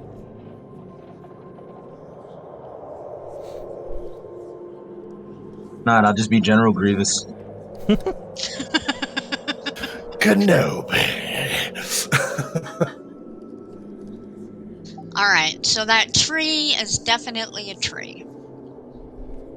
Okay. And then after I pick up my sticks and I put them in the bag, I come around the bottom as well. I start heading around it. Okay. Can I investigate this tree to see if like anything's up with that, or is it just like also a normal tree or like a similar tree? Yeah, actually, That looks like a bush. Oh. It could be a tree. Yeah, it could be a tree. It's a tree. Would this be Okay. like kind of like Just passive similar? perception, just looks like a tree. Like in the unnatural growth shape, or is it? At just a quick glance, it much harder to tell due to its leaves Foliage and whatnot on it. But just at a quick perception glance at it, the leaves on a lot of the trees that are here are a mix of greens and oranges, almost as if the season is like just about to be in transition between like summer into fall sort of deal. Okay. Almost as if like the cycle of life is heading towards the end side of the cycle. I'm just getting ready to step into that. Okay. I look towards my. Okay. So, Corey, you said there might be a earth elemental. So far, we fought a water, fire, earth, possibly an earth coming up. This looks like a change in season. So, 1, you need a coat. 2, we're probably going to be fighting an ice elemental after this, or something of the sort. Yeah. So just keep that in mind. I don't know how that might help us, but possibly.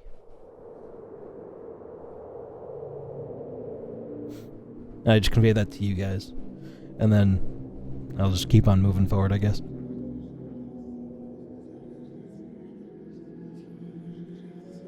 All right. As you're getting closer to the stone structure, you see that, yes, it is 3 sets of tiered stone rings. You got this much wider lower outer ring. There's a middle ring that's about half the size of that, and then there's a third ring on the top of all of that, all stacked up. How tall is each layer? Probably about, let's see. Yeah, probably about like 3 to 4 feet. Okay. They're all the same height, but the circumferences and diameters of these rings just vary. Everybody give me an investigation check as you guys approach this thing. 8. I got 8. You got 18. Oh. Elevar's still fucked up from all that heat. He's got heat stroke still.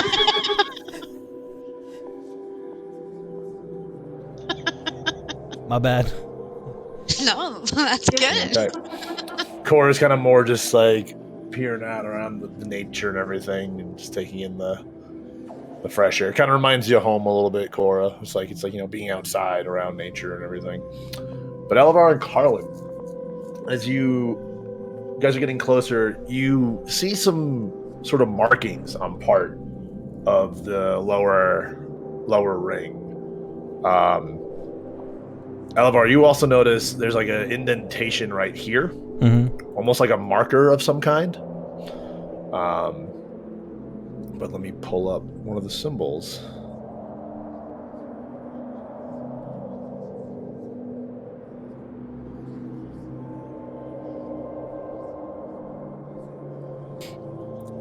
You get closer to it, and so the orientation of this symbol is as if you're looking at it in person right now. So don't.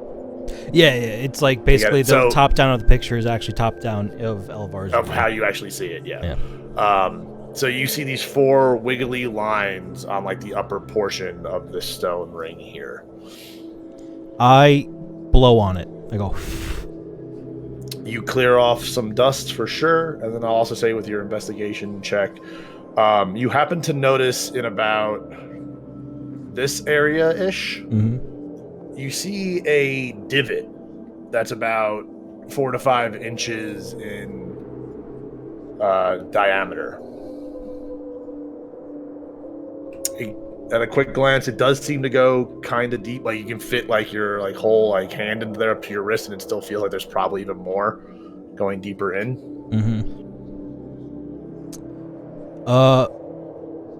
So like it looks like almost like the whole hand kind of thing, like it's just a divot and then goes further back. I'm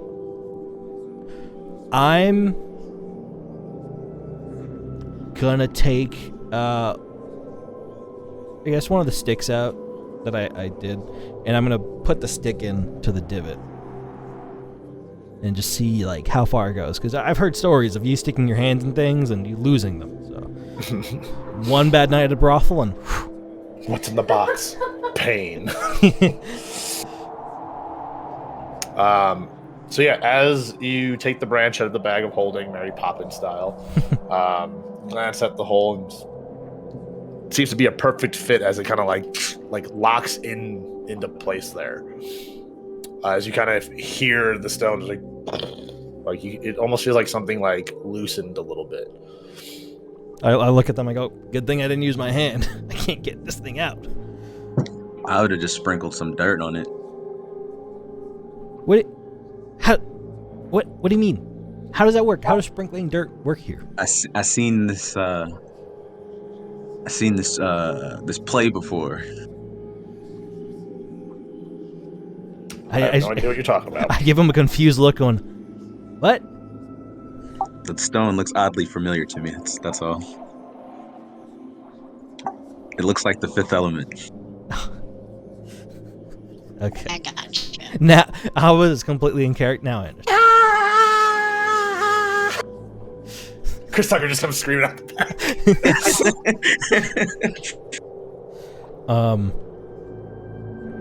back. Before doing anything else, I kind of just want to have another stick, so I go grab another stick off the street.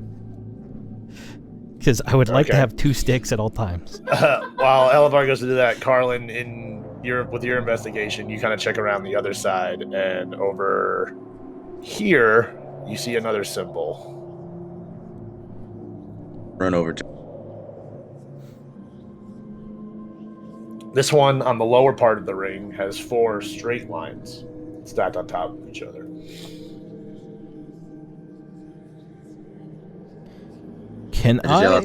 There's another stone over here. This one has 4 straight stacked lines.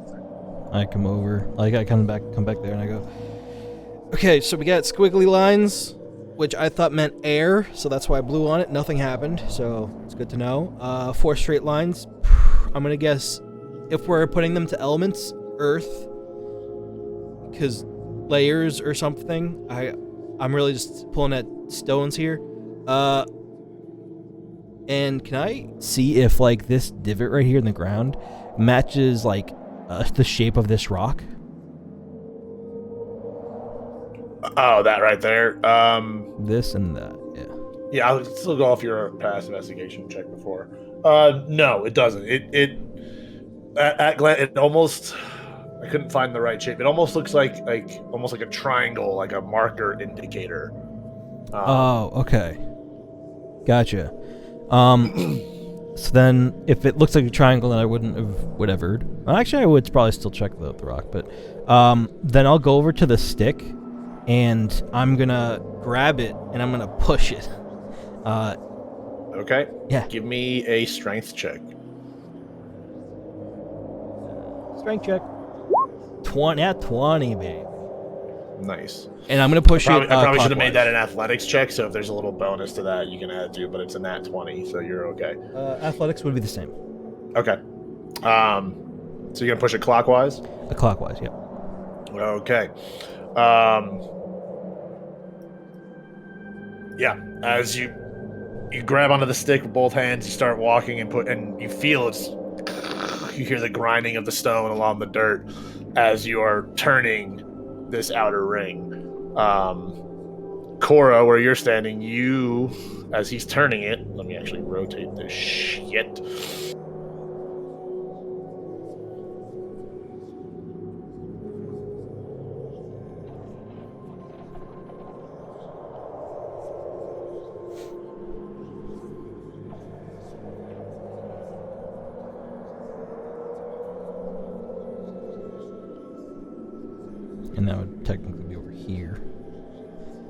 then I don't know if Carlen wants to go with it as it like turns, or if you just want to like stand back and watch as it. Technically, you'd be like right at Carlen right now with the way this thing rotates. Oh, okay. At least just in this brief push. But then Cora sees another symbol that shows up where the last one was in the rotation when Elevar gets to about where Carlen is. So and is sees 4 squiggly lines on the lower part of the stone ring. just not that it matters at all. So is this like a top layer and then like there's a separation and like there's the divot moves a bit but the top moves more? So the divot moves with, like, you're moving with the entire, you're pushing the entire ring right now. So where the divot is, like, it moves with you. Right. So okay. like you're literally walking this ring around right now to turn the whole thing. And essentially per turn, you're able to make it like a quarter push. Gotcha. Yeah. Like this feels pretty heavy. To be honest, I mean, especially with your roll, surprisingly a little lighter than you kind of expected for the size of, like, you know, how wide this stone ring is and how tall the stone actually is as well.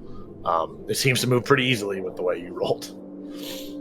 But yeah, Cora, you see a new set of symbols. It's 4 squiggly lines on the lower part of the ring.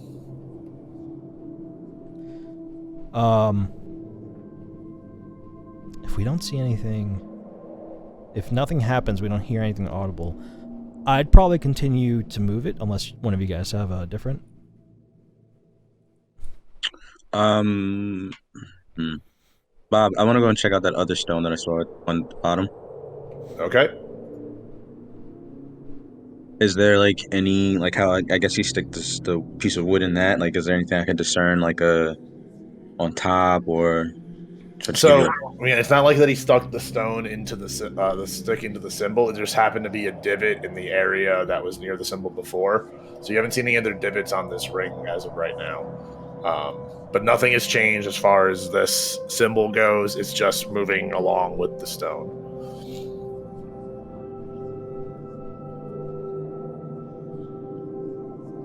Elevar, give me another athletics check. 19. Very nice. Yeah, you're able to successfully make another quarter turn. Yeah, I'm basically like moving this until something occurs or until someone says otherwise.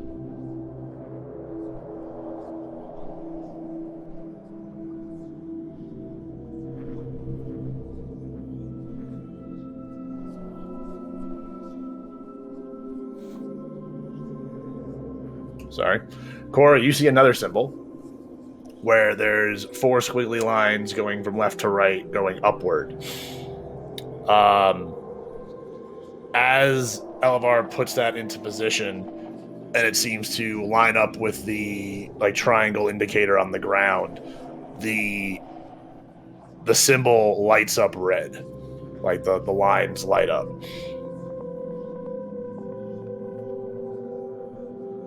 Just this one? I mean, you're only seeing this one, so this is what you see right I can see the other one kind of over there. No. No. That's not, All right, then Cora would yell. how curves work. Okay, fine. Then Cora would yell to Elevar and Carlen and be like, "Hey guys, come look at this." All right, then I'd stop and I'd kind of let go of the lever and I'd join. It's all glowy. Okay. And I'd also, like, as I pass the one over here, do I see if it's lit up? Like, it just looks like the normal like I would have like Just seen looked like it normal. No, that's not lit up or anything. None, like the one that was over here near you and Carlen that you were initially like near when you were pushing didn't light up, and then this one did not light up. But this one here has lit up. Okay. Okay, so that one is either the start or the first layer. And then I quickly look at like the second layer. Does that have anything like similar, like runes or like a divot? Actually, you know what? I am an asshole. What have you done? You're all actually dead. It should have lit up on the last one. So just the one turn would have lit You that lied up. to us. I know, I'm an unreliable DM. No, it's okay. I forgive you. So technically, here and here. Yeah, so Cora, you would have seen the first symbol you saw light up. Okay. All right. Well, I would have had the same reaction. Yeah, so there you go. That is my fault. Fine. Okay. Then, so let's say we'd do that. We'd go and examine it. Again. So do I visibly see if like the second layer moved with it, or was it? So second layer did not move, but give me an investigation check. 9. Okay. Just at a quick glance, looking up at it, you do see what looks like could be some more markings, very similar to the ones that are in front of you at the base level right now. Okay. I'm gonna climb up, and I know it's 3 feet high, so I still have to like. I'm gonna try to climb up. You should. It should be no problem. Okay. Take like less than half your movement speed, which wouldn't really matter right now. And then I'll look for. I'll like inspect I'll run my hand along the wall and see if I could find another like divot or something that I could put the branch into. Okay. Give me another investigation check. Yeah. 15. Yeah, you get to over to this side where you find another divot matching the same shape and size as the one on the lower side of it. Okay. Of this whole structure. And then also in passing, you see this symbol. Gotcha. Okay. And I kind of like look back at them if they could like see me over the rock, and I go, I think it's a codex of some sort. I'm gonna just start spinning this. You let me know if anything happens. Gotcha. Okay. And I take out another stick of my bag and holding, and now I go, okay, and I put it in the hole, and I think to myself, now I got another stick. God damn it.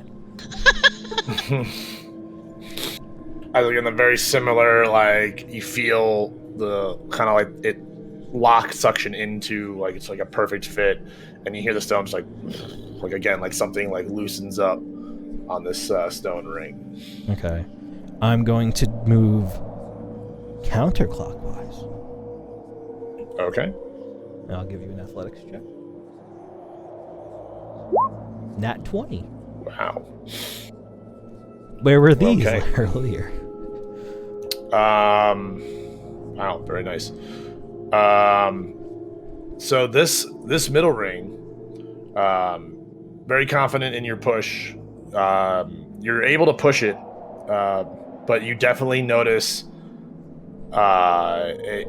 this ring, even though it's smaller in size, feels way denser and heavier.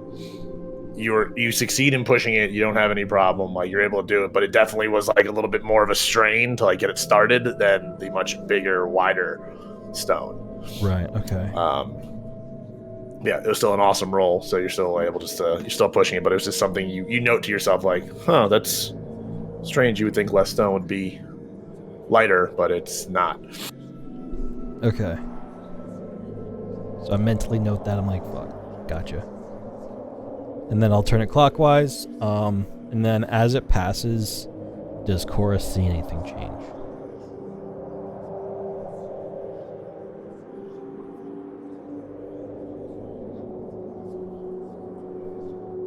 Sorry, I put those on the wrong layer. You're fine.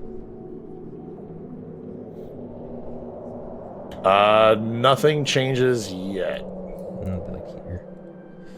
Okay, and then Yeah, I'd say you get it all the way to where you would line it up with the other, with that marking, like the last one, essentially.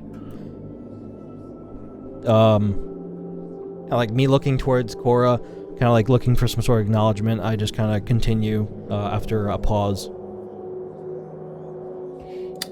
Carlen, give me an investigation check.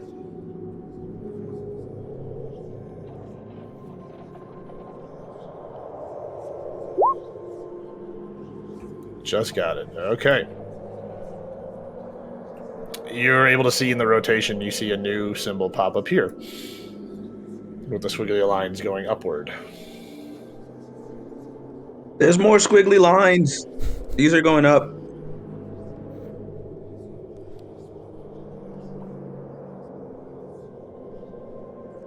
Well, we don't have a deciphering, so I'm not too sure what they mean. For now, let's just, I guess, continue with this thing we're doing. Okay. Keep rotating. I'll give you another athletics check if you like. Yep. 4. I regret it.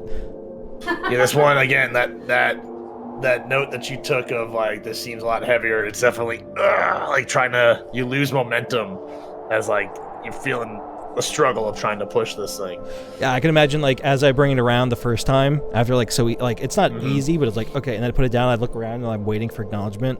He says like, "Oh, more squiggly lines." I'm like, okay, and then I try to like go back into it. And I'm like, and like that's when I can't because I stopped. I can't get it started again. Yeah, much harder. Okay, Cora, give me a perception check. Perception.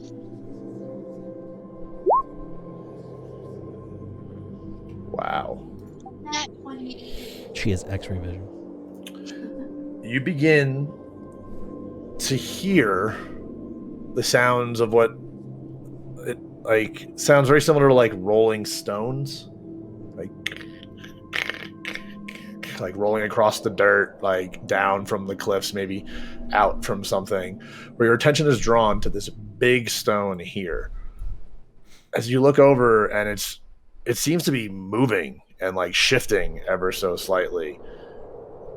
As you take a glance at it, and you can see something shimmer, almost like metal.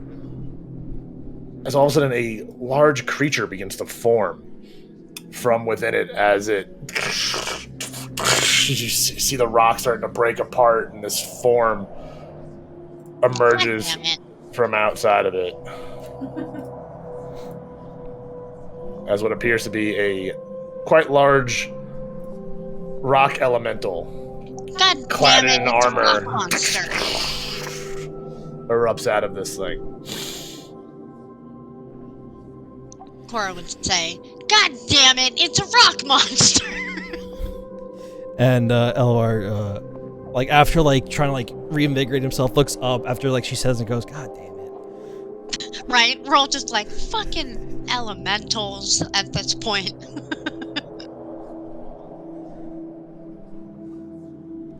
Yep. Yep. All right. Say the words. Say the words. I need you guys to roll for initiative. Let's go. 70! Get me. Oh shit. 5. That's fine. You're going last this time. That's fine.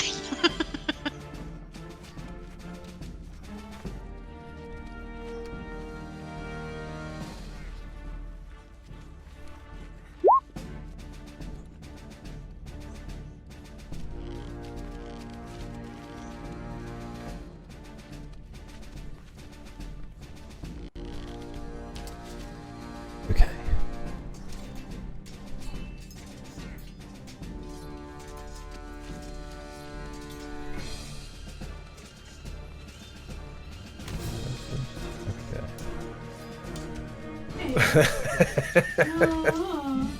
All right. So, Carlen, being alerted to Cora's fine choice of words, you see a large rock boy formed in the distance. What say you?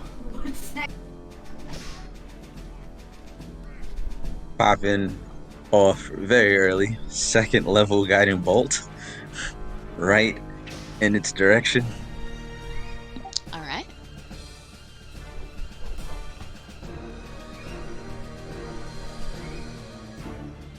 Anyone? That hits.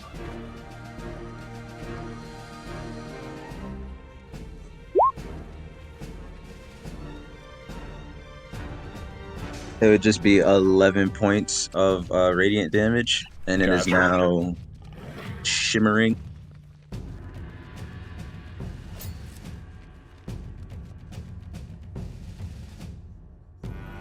Okay. And then I will use my second action to cast a Ray of Frost.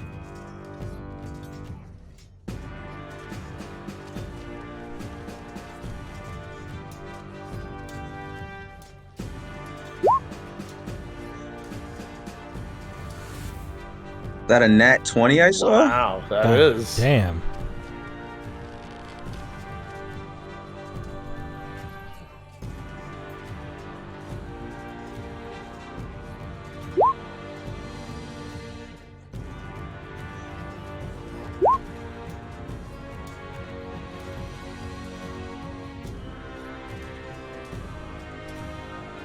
Did it not roll the crit damage? It didn't roll the crit damage. Hold on. Let me see if I can do it from roll 20. Okay. There you go.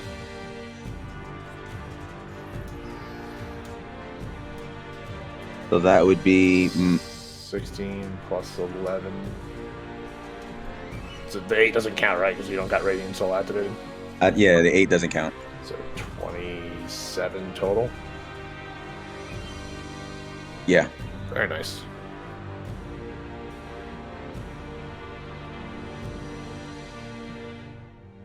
And then bonus action, I'll expel 1 key point to take the to go into patient defense.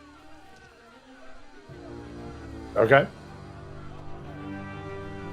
So that helps you dodge shit. Yeah, you can spend 1 key point to take the dodge action as a bonus action on your turn. Gotcha. Okay. And its movement speed is reduced by 10. Gotcha. So as you blast it with both the radiant and frost damage spells that you launch at it, like chunks of rock kind of blast off of it and like falling down the cliff behind. It's still keeping its form, still standing up.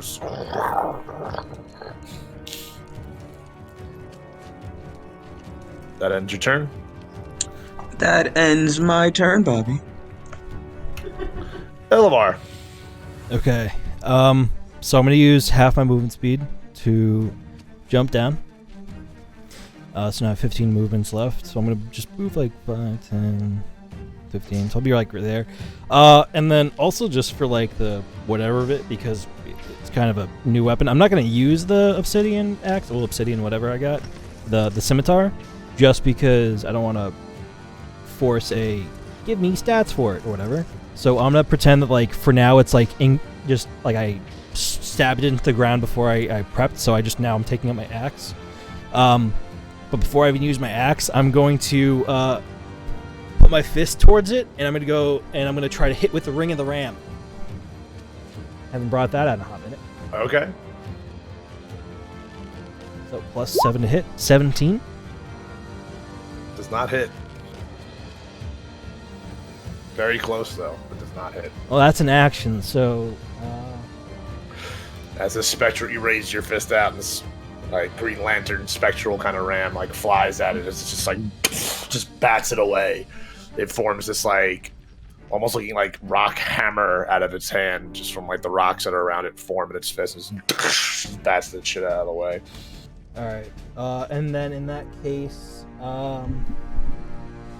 I'll use bonus action to cast Thunderous Smite, which I meant to just show you VTT, which will let me set up a melee weapon, and next hit with that melee weapon does the bonus damage. So I'll empower my great axe with it. And then that will be my turn. Sounds good. All right.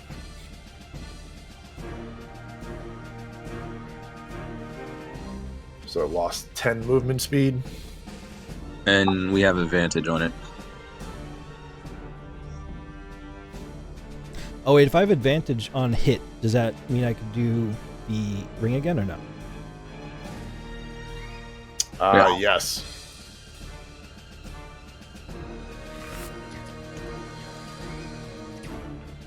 Roll again. No, not Nope. better. So just go with the first one. Just flies off of it.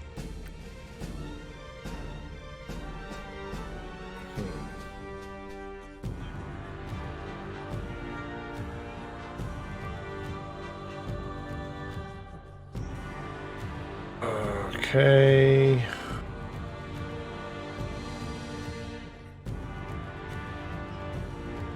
So it's going to dash up from where it's at. So like, you don't even see this thing like it's like it had legs and arms. It's like a bipedal like looking creature.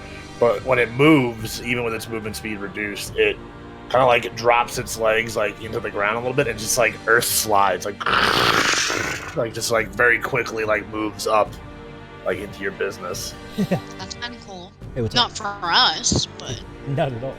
no. But that was its movement and its action to do so. So, yeah, that ends that's turn. Cora, you just watched this very cool earth thing slide at you. Now you're terrified. Cool, so I'm gonna run away. I'm gonna stay as far away from this thing as I can. It's riding on Frederick, like, ah! Frederick's movement speed is like 40. It's great. That's nice. It's nice to Alright, so we're gonna hang out over here by Carlen, and I'm gonna attack with my revolving crossbow. Does not hit. All are at advantage. That's also true. So, that's your first one. Is that it? That hits with the advantage, yeah. Okay, so here's the second shot from the revolving crossbow. It's that advantage. You should toggle it for advantage for the future. You can do that? Do what now? Toggle your rolls for advantage I guess I don't know how to do that. when it asks you to do the whole public roll and everything. So just roll again, because... Okay, so 24 hits. So 18 and 24 hit. And then I get to attack again, same weapon. Now I'm losing track of where the fuck your damages are at. I just rolled twice. Yeah, so... when you toggle for the roll, it says... I don't know what that means. So click the roll. Go to D&D, yeah. Click to roll it. Oh, I see. Click it. It's gonna say public roll, and then when you do that, the second It option doesn't... comes up. Why doesn't that come up for her? Hold No, on. no, you have to, when you go to the plugin, you have to go to type of roll, and it says roll with advantage. Okay, so maybe I gotta look at the plugin. I'm just gonna roll just to check if that works. I guess that works. I think that's correct. Yeah.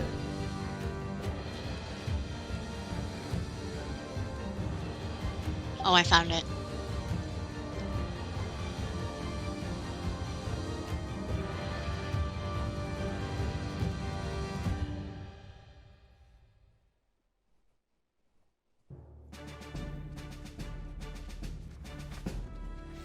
This is just that meme. The having an older brother assisting you. Or whatever it is.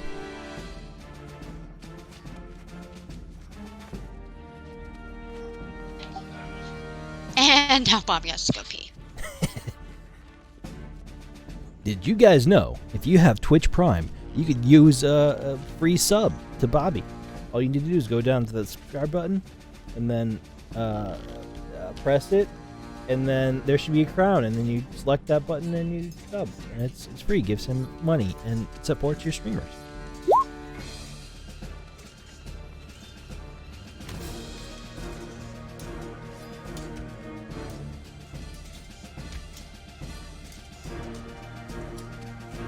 Is that right? I told it to roll damage with advantage. We'll see. No, it's you have to roll to hit with Should do it advantage. twice. Oh, So just if you would do for hit, the damage is always gonna be the damage. got it. Yeah, I don't think it works for damage advantage. Okay. Understood. Okay. So, So, your first 18 does damage. The first 24 does damage. The 25 does damage.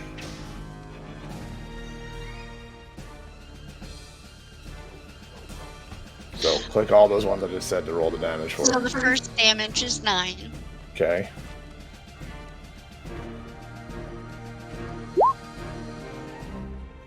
Okay. Second damage is 5. Third damage is 8. Okay.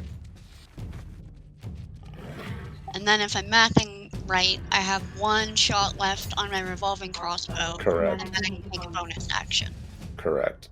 So when you Okay. roll for the revolving crossbow this time, make sure you talk. There you go. Hey, look, I did it! 23 hits. 8 8. piercing damage.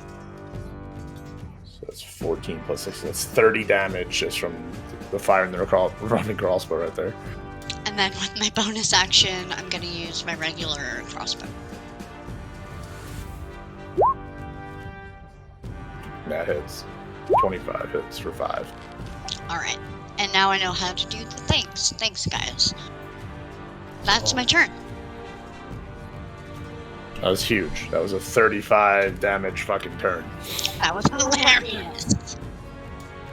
As these magical bolts are just fucking chipping away at the rock structure of this creature.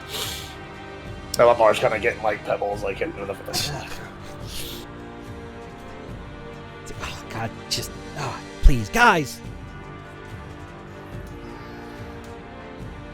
All right, Carlen, top of the round, right?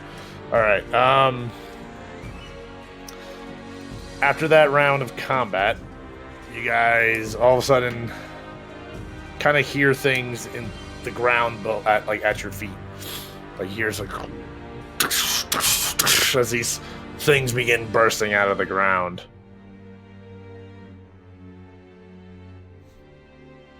Oh Lord.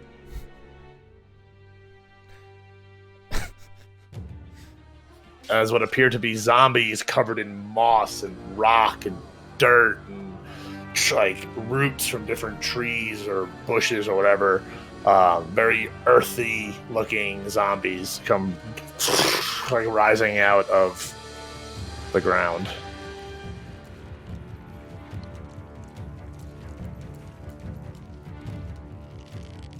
Okay. They will roll for initiative. They got a 6.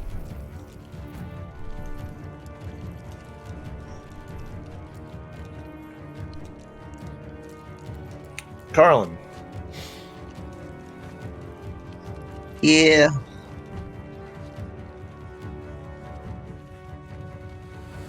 What would you like to do?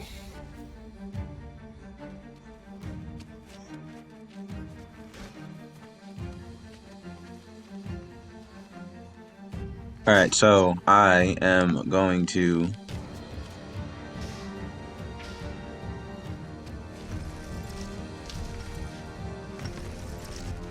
I'm gonna activate my Radiant Soul. Okay.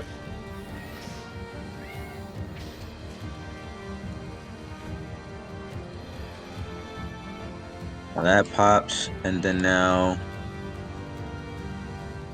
I'm gonna do since that one is closest to Cora, I'm gonna engage into it now, and then bonus action unarmed strike.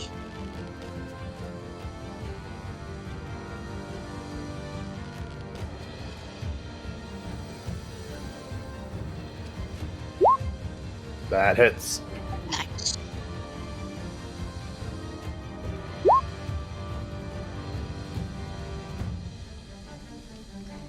And then spell keep. So you obliterate this thing with one punch.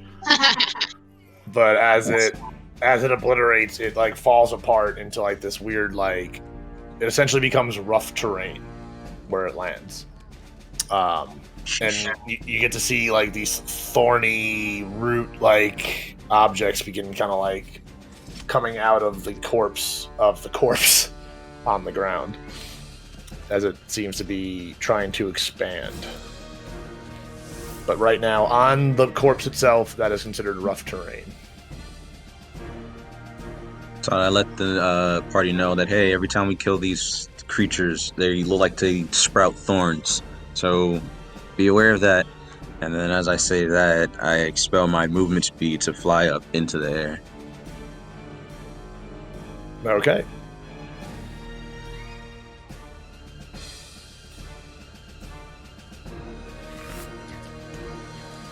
That ends your turn. Ends my turn.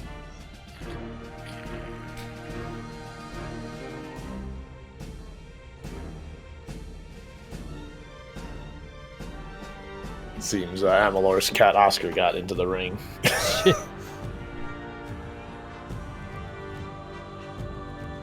All right, Elevar.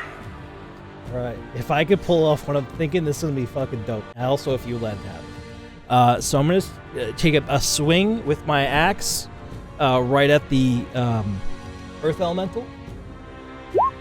Okay. 20. 20 hits. All right. So follow me on this one. I'll be doing. So let's roll damage. 14. Is that a 2? Can you let me know if that actually was 2 for the roll? What do you mean? So I What have was the damage roll? the damage roll itself without any additional. So like out of the D12, was that a 2? I'll show you why if I could find it real quick. That's so weird why it does the math that way. What does it say in the log on roll 20? Roll 20.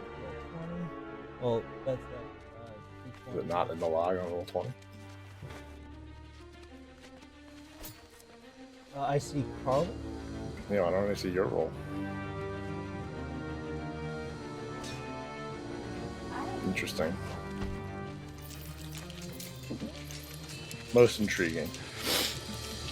Okay, well, so what are you trying to do? So when you roll a 1 or a 2 on damage die, you may put the melee weapon in 2 hands. You can re-roll the die.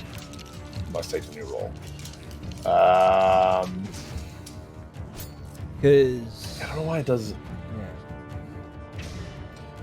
So I'm just the way gonna that reads- just for the sake of it, I'm gonna re-roll again just to see what we can actually see. So that's no, okay. So 2 + 4 is 10.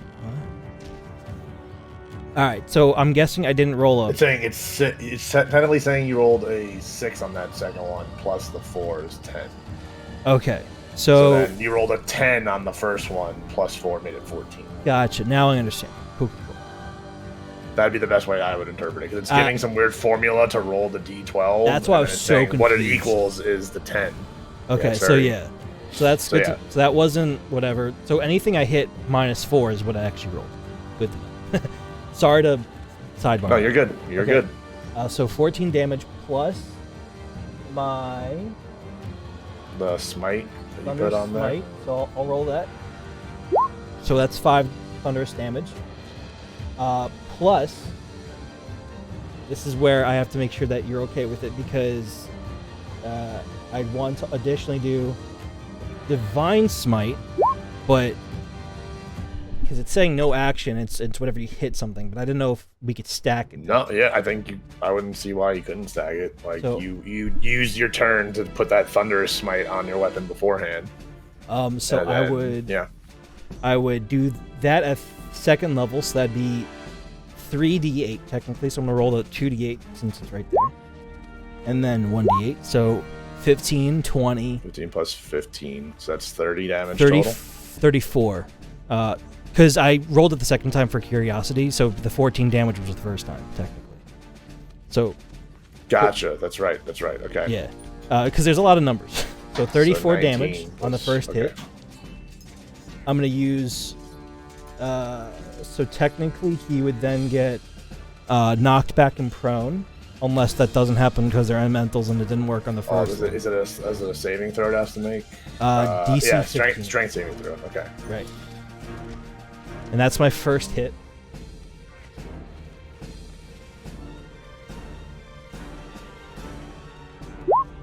12. Okay. Did not pass, so it knocks back 10 feet. 10 feet.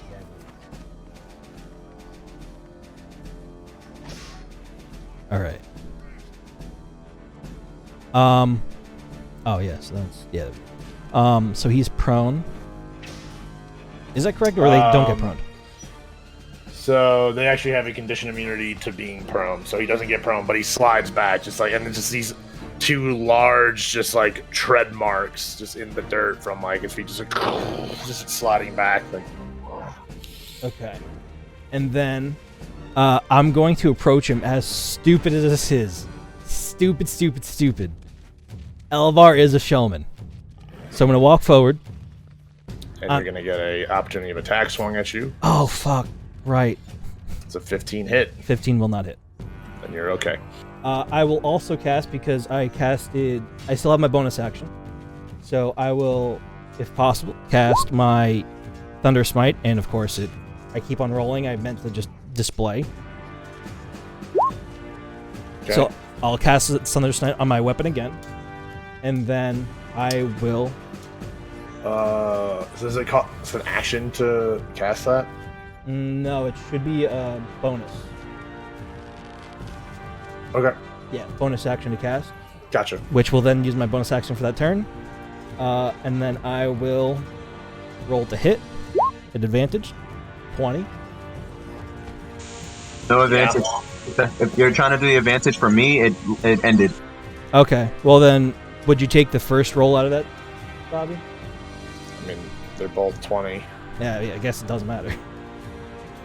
I'm just changing my thing back to normal roll. Okay, so I'll roll for damage, which I'll roll from B2. So 11 Okay. plus another Divine Smite at second level, which I'll display again. I just like to have the info out there. So that will be 11 damage plus. Oh, I also need it. I'll roll that after. So that's the 2d8, 11, and then another 1d8, 6, so 17. So 28 damage so far, plus the spell Thunder Smite. 6. So it said 28, so that'd be 34. So Okay. 69 points of damage. Let's go. Describe how you destroyed this thing. So sorry, Bobby. So like, Oh, don't you worry. okay, that doesn't make me feel any better. So I can imagine, like, as my turn starts, and like I finish casting Thunder Smite on it, and then like the previous whatever, so it's prepped. I hit it, I go, and I kind of like just swing up, and it goes backwards. Oh no, I swing down, it gets hit, and it knocks back.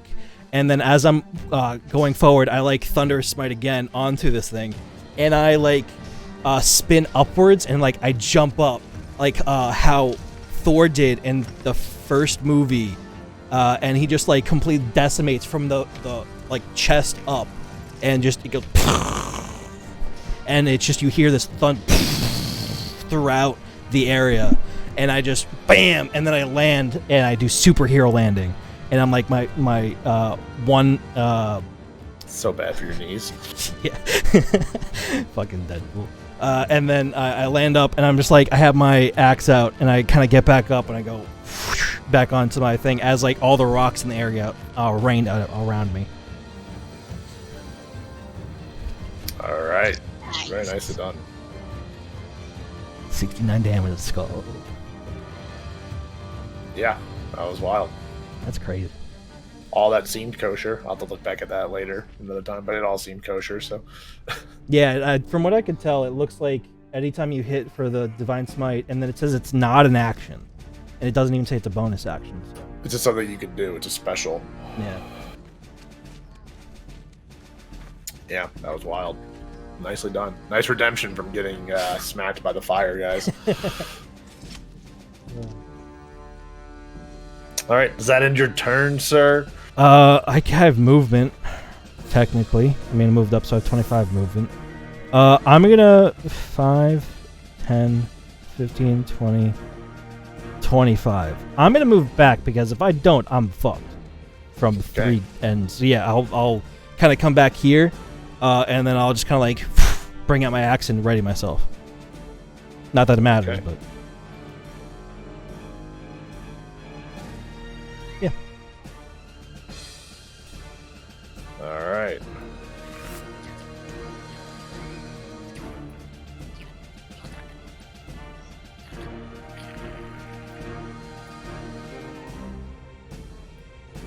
All right. Okay. This one guy's gonna take a swing at you. Elevar. Nat 20. I mean, yeah, that hits.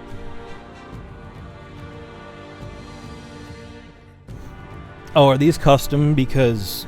They whatever? are, yeah. Okay. They're a custom thing of my creation that I didn't have time last night to actually make the stat blocks. I'm just doing it all off my notes. That's cool, because I know I was like thinking, oh, crit now, but it's not auto. So. Yeah, I'm just gonna roll. So on its hit, it would normally do 2d6 for this attack damage. So it's gonna do 4d6 for the crit. 16 All right. points of damage, slashing damage.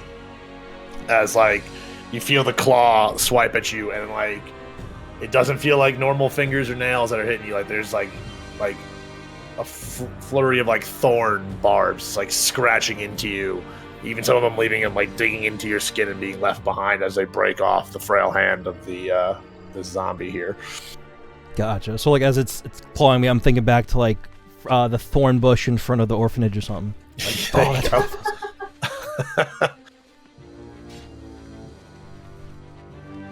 I need you to give me a Constitution saving throw. Which I do have advantage on. Okay. So 1, 19, and then I went to which Okay. 9, so 19. Well, plus 19 4. passes. Yeah. Not that. As the barbs that were left behind, you feel like them trying to like push something into your body as you're able to like fight it off as they just fall off your skin. Okay. And I'll kind of like yell back and I'll kind of relay like, guys, you might want to be careful if you get hit. I don't know what's up, but I'm betting this ain't exactly normal thorns that they have. Then again, they're made out of thorns. Cora. Carlen's 30 feet above you. Elevar retreated back towards you guys, and you have some very earthly zombies approaching. Yes. All right. I'm gonna attack this guy closest to me and Carlen.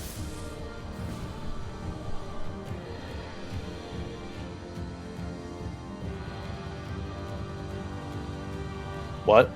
Do we still have advantage? You have advantage on nothing right now. On nothing? On nothing. On nothing. Oh yeah, The so you might want advantage to. you had was on the elemental when he died. That's right. 12 does not hit. That's okay. I get to shoot again. 14 does not hit. That's okay. I get to shoot again. As these two bolts just kind of like bounce off like rocks that are jamming out of the skin of this zombie. 18 hits. 18 hits. Okay. 7 damage. Last shot from my revolving crossbow. That hits. With 10 piercing damage. Okay. You're attacking this guy down here. Correct. Okay. You are able to... You light this thing up with those last 2 hits to make precision shots that the second shot pierces its throat, and you can see like the spine like just like explode out the back as the head just goes fucking limp. The body falls and then unflails into the same thorny, rooty terrain. Awesome. And then I have a bonus as I want to use my bonus action to attack this guy who's closest to Elevar. Okay. 12 does not hit. Alright. You see it bounce off a root that's in the shoulder of the zombie, just ricochets off. Alright, that's all I can do. That ends your turn? Yep. Okay. Carlen. Hello. Actually, What? yeah. Carlen, you pick up from this area over here. Very similar rumbling and crackling as the big boulder from up above. As another figure pops out from that rock. Yo, there's another one! We have a party crasher. Intruder! I just Danger, go, danger. God damn it! I used everything I had.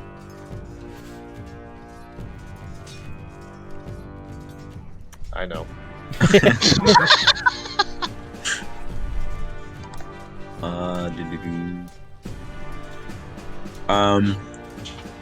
Cool. So I will cast a level 1 guiding bolt to the new boy just south of us. Okay. A nat 1. Oof.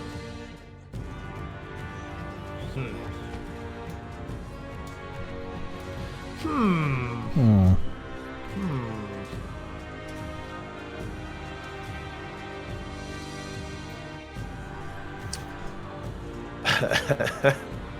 Roll roll the damage From the. for the guiding bolt. Okay. Okay. Maybe just a distraction. Maybe, just maybe you were a little taken by surprise by the second elemental to form. But your guiding bolt misses, and your aim is just so off that you end up hitting the stick that was in the circle that he was spinning up here, and it hits it and just shatters that. So the stick Elevar had put into that second upper ring because you're in the air. Your bolt ends up just, going astray, hitting that and shattering that stick that was in that divot that he was using to push that ring. Sorry, my hand slipped. You hear it's like that stone just kind of like almost like a settling sound from that ring. Oh. I cast as a second action Ray of Frost to the elemental. Okay.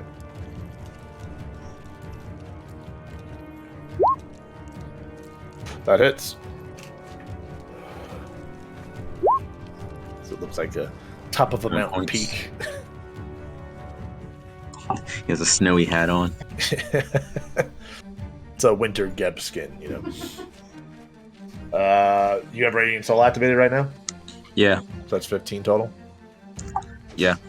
Unless you just want to add it to the guiding bolt, then that would just be a flat 7 cold damage.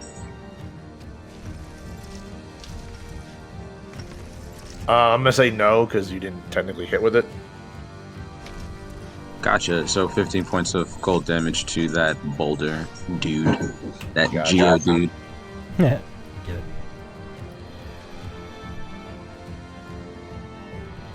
Okay. And he's a little slower now. Yeah, that'll just end my turn.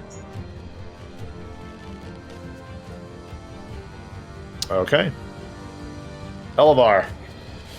Zombie in your face. New rock guy in the back. I'm excited and perturbed at this new rock formation. I'm going to do the smart thing and kill all the ads, which is a World of Warcraft term, I think, because I'm a loser. And I'm going to try to hit this one with my axe, my great axe. So 24 to hit. That hits. All right, I'm gonna roll damage. 14 damage. As you cut right through this and just lop its head, just upside.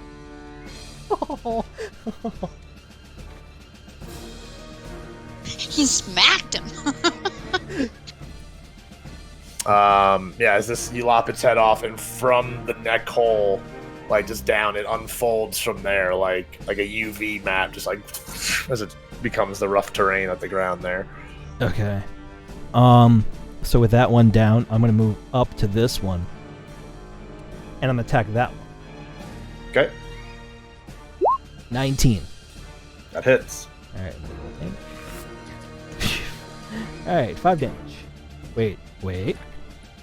This is the part where I can roll again because that's rolling a 1. Yes, it is. Yeah, math. 8. You just run up and just lop this one's head off. Ooh. And again, just unfurls, becomes big old thorny mess. Very cool. And Noticing these then- things don't have a lot of health as long as you get something decent. All right, and then I was here, so 5, 10, 15, 20, 25, 30. So now I'm just back to where I was. And Okay. that will be my turn.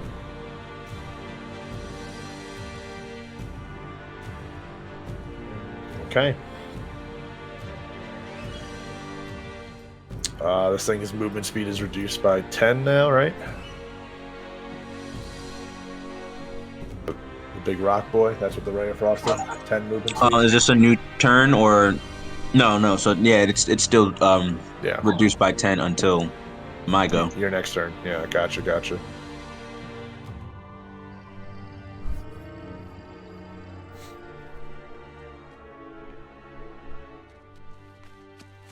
Okay.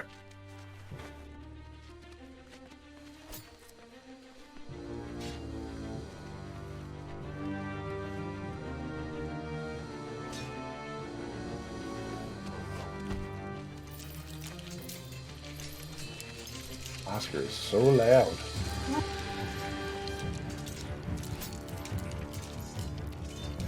Okay. That's its. No, it's gonna shift a little bit more.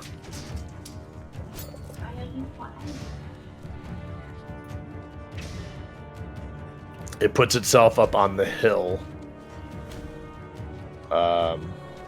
Or up in just in the like this upper area. Kind of putting you between it and the rock formation. It dashed, so that was its action. And that's all it's got. So it's zombie's turn. All the ones that are dead, the thorny, rooty areas that it created have all of a sudden expanded 5 feet all around it. Gross. And that's circular, right? That's not like cross formation? So like your Elevar, it expands to Elevar, expands to Carlen, Cora, so yeah, it's 5 feet in all directions from the center point. Right, so it's going to be like, instead of the 1 tile, So- it's now the 9. Correct. Okay. And rough terrain is just half movement speed, correct? Half your movement speed, yeah. Okay. But hold on 1 second, let me just do... Yeah.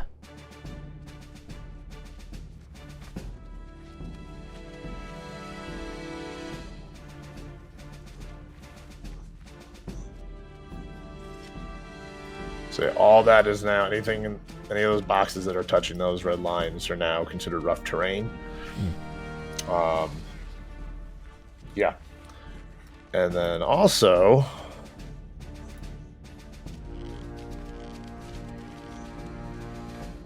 I don't like when you say also. So far it's been nothing good. I love it when he says also. Also, a third Earth Golem. Earth Element.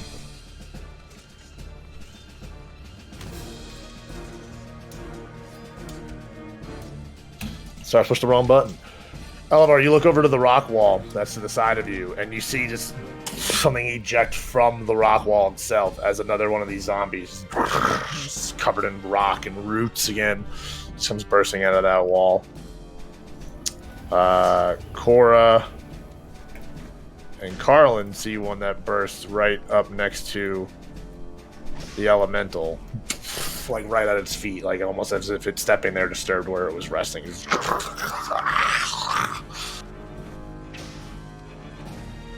You got something in your throat? Yep, zombies. It took half movement speed from the bust out. Moves closer to Elevar there. Gets over to Cora there. Elevar, 4 to hit. Does not hit. Nope. Cora, 16 to hit. Oh, yeah, that hits. Okay.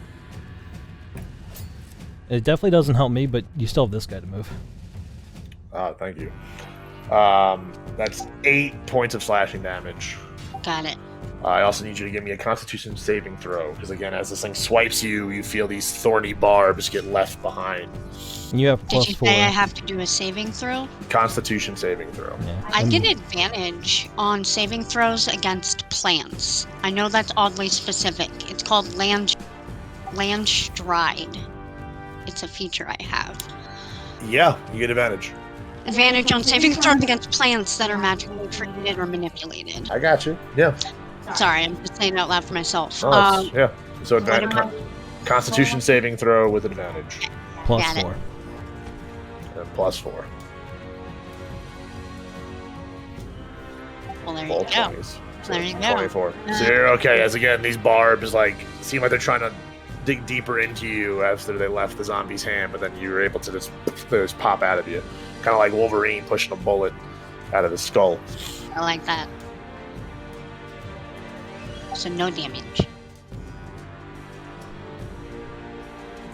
It's an 18 hit, Elvar. That will hit. Okay.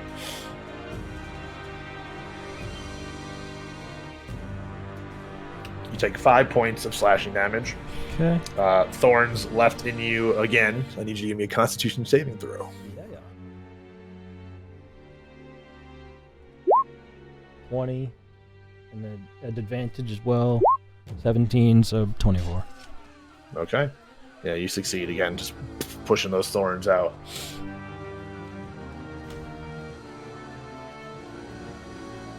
That's going to end their turn. Cora. You have the elemental and the zombie all up in your grill. Yeah, that's pretty And you're standing weird. in some shitty ground. That doesn't affect me because of hobbit things. Because of ranger hobbit things. How does I it don't affect know. how does it affect Frederick though? That's a good point. I'm riding Frederick and he doesn't have immunity, so his speed is halved. Mine would not be. Gotcha. Look at my hooves. Look at my hooves. Oh, God. Zebras in America. Okay.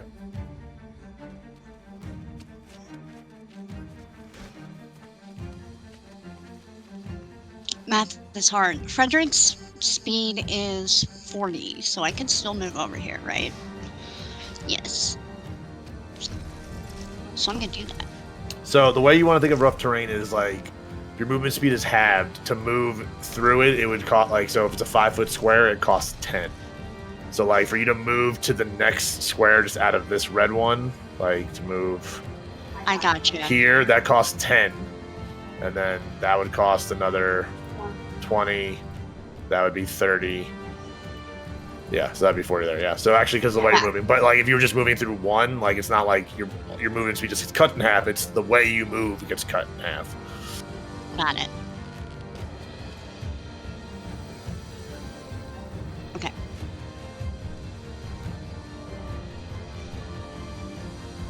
So you could make it there if you wanted to. I'm going to, and then from Okay. over here, I'm But going also, to... just so you know, as you're moving, you are moving in and out of range of things. Oh fuck! I thought those guys were dead. They're not. No. Whatever. You have the Earth Elemental, the zombie, and another zombie. I already moved. I'm not going to take it back. That's cheating. Okay, so I'm going to hang out over here by this dead zombie and these two non-dead zombies. Okay. And So the Earth Elemental and the other zombie are gonna swing at you. I realized that too late. But like I said, I'm not going to take it back. They don't hit you. Great. From over here, I'm going to attack the elemental.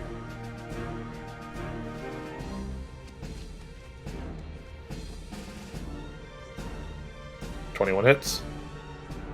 For 10 piercing damage.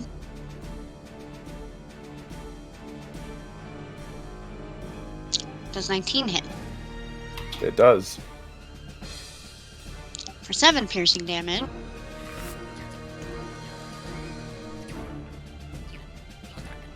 That does not hit. One more try. Does not hit. Okay. Okay, and my last move is going to use my regular crossbow That hits. for 5 more damage. And I live here now. That's my turn. Not bad. I need you to give me a Constitution saving throw.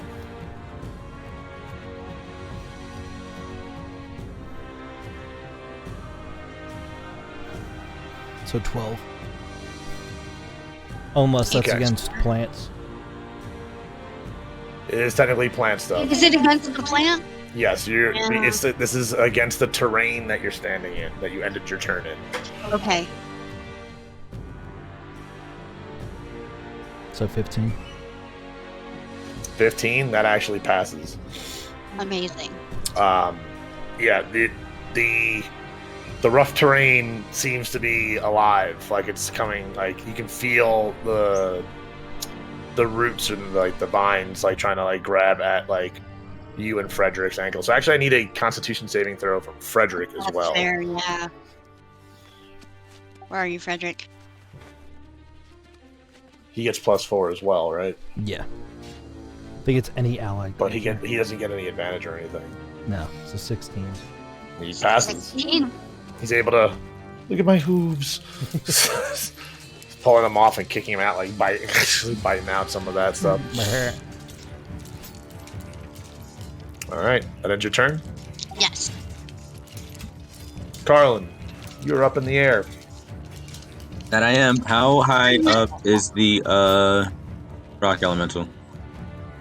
20, 25 feet tall. Like just in general, like he's not much. His head level is probably like at yours right now from like going up the little terrain there. Gotcha. I'm gonna use my. Well, I can't remember if my tattoos are an action to activate or a bonus action. I never clarified, did I? No. I suck. I think my intention was always to have it be an action. I think I've been using it as an action. Yeah, I think that's what we've been ruling it as. Yeah. All right. So I'll spend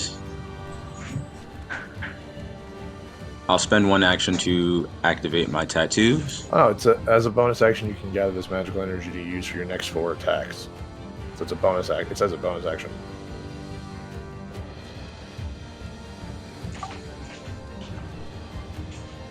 Fourth paragraph. See it. Okay. Cool beans. I will do that then. So now I activate my tattoos. Okay.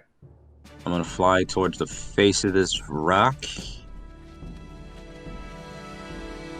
And then use a unarmed strike against it. Against the elemental. Yeah. Okay. Take first hit. 24. That hits.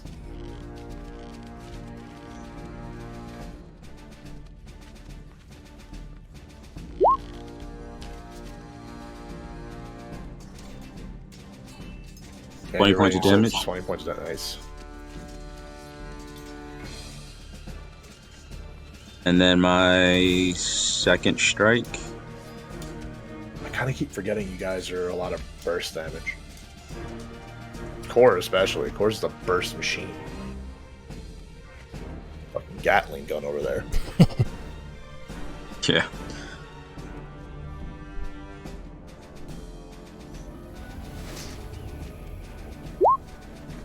That hits.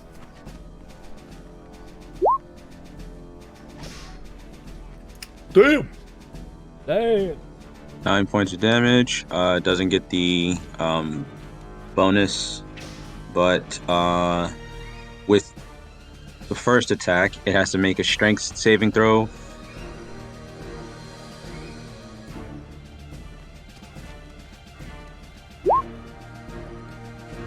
It had 13. to beat a 13, so it tied it. Okay. Uh, So what happens? I'll activate it when you're Your attack hits. You can use a charge to push your creature back 15 feet on a failed save. DC 13. Okay. Yeah. Okay, so you want to push it back. Yeah, I was going to push it back, and I'll expel one charge to push it back. Gotcha. That's 15 feet. Okay.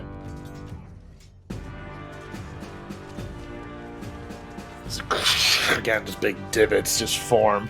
And you guys are pushing around the most sturdy of the elementals that fucking thrown at you. It's unbelievable. And then I'll then use more of my movement speed. I would have used 5 to get to its face to punch it, and then now I have 35 more feet. I'm gonna fly 5, 10, that 10, and then go 10 more feet up in the air after that, and then that'll now put me at 40 feet, and then I'll end my turn.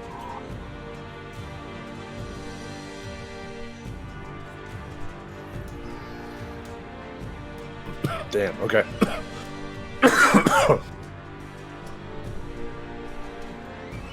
Alright, Elevar. I am gonna keep on just chopping these hedges because if I don't, they're gonna overwhelm us and they will just slowly chip us. Yeah, I don't want to table talk. So as much as I want to figure out other people's whatever. Go ahead if you want. You want to do a little bit, you can. Because my question is, Cora, do you only attack multiple times to one target, or can you change targets? That's a really good question. I haven't seen anything that says I can't change targets. Because you can shoot whoever you want.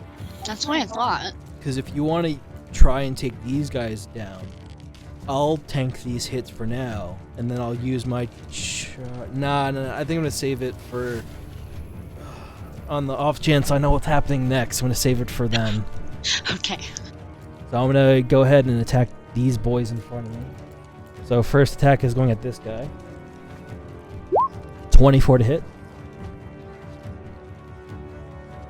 That hits. 8 damage. Okay, which one was it? The top one. Alright. Obliterated. Chopped it down like you're chopping a bush. And then with that kinetic energy, I'm going to keep on, and I'm going to swing up. So I'm going to kind of try and chop through that one, and then chop through the other one in a counterclockwise motion. So I'm going to roll the hit. 14 to hit. Does not hit. Alright. So I just kind of whiff, and I go too much above. I'm going to move down, so not into out of attack opportunity, Yeah, but doesn't provoke. Yep. Yeah, and then I will end my turn there. Okay.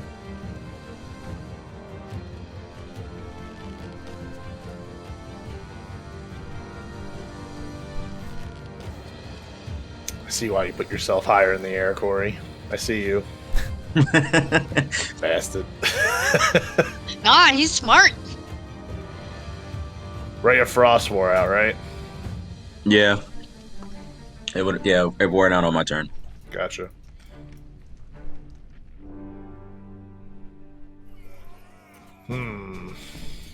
Okay.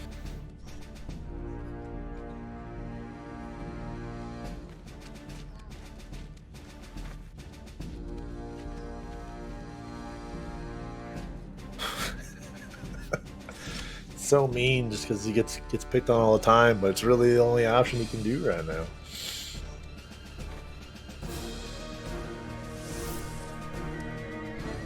Who's getting picked on? What? You know I'm about who. to pick on Elevar right now. Yeah.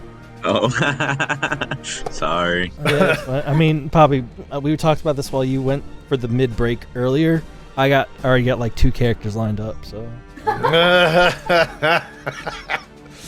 Always remember, you got the potion. You don't have to stick around. It's true. You just don't know what happens if you can get back in or not. But yeah, there's never the oh shit moment. All right. So this is actually kind of interesting because of the way this creature moves. Again, it does like kind of like that rock slide to move. It clears out that portion of the rough terrain. Like it upchurns the earth there. Oh, cool. So now that area is no longer technically affected It's like by the rotor red. Yeah. Essentially, yeah. Gotcha. But all right, he is going to attack you. He has multi-attack. Of course he does. As very similar to the one before, as this one slides up to you, you see it form a like rock hammer, essentially. A very rough-looking like maul. As it just forms in its fist, as it raises it up to swing it down at you.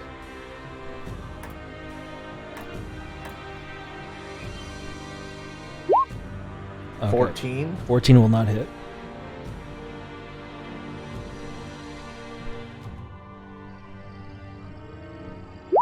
$15. 15 will not hit. As it swings, like you're able to like step out of the way, so it's like it hits the ground. Goes to like swing to where you're moved over to that first time, and you shift back again. Just hits the ground in between you and the zombie. That ends its turn. All right. One of the zombies is going to swipe at you, Elevar. Go figure. An 8. 8 will not hit. Okay, Cora, you get the other one. For 16. That hits. Alright. Yeah. You take 7 points of slashing damage, and I also need you to give me a Constitution saving throw. You have advantage.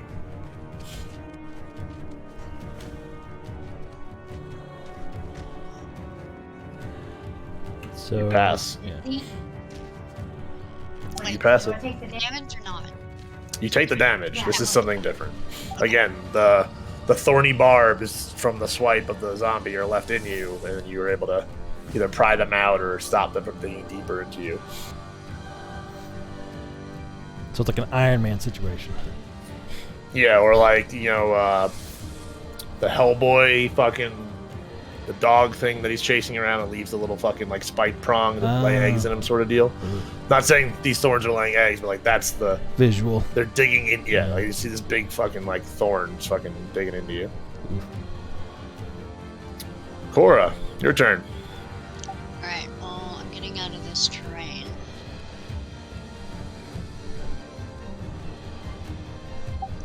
Movement over there, and then I'm going to attack the zombie guy kind of to the left of Elevar. Okay.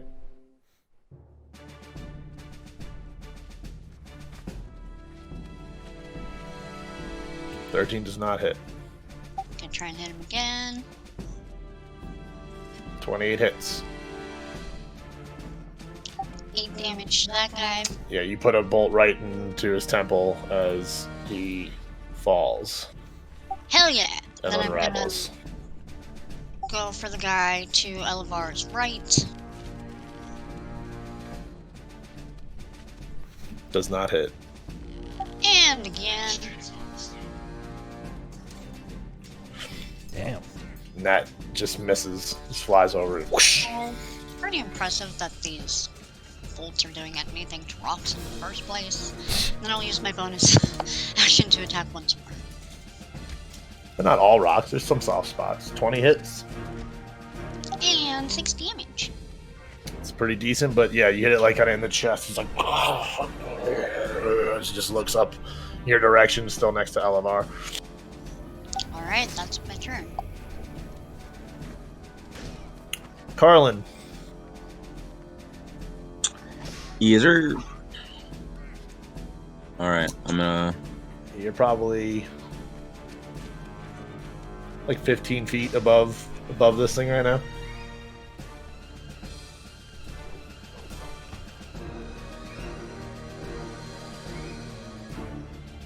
Yep, alright. I'm gonna cast a first level guiding bolt. Okay.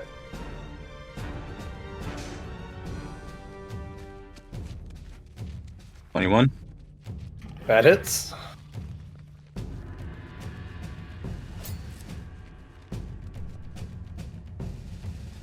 $17 points. Damn.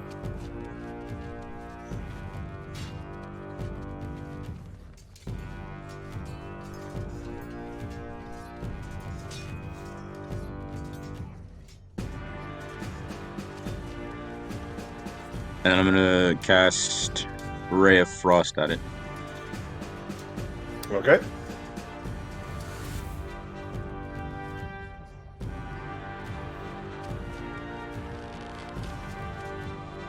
$21 hits.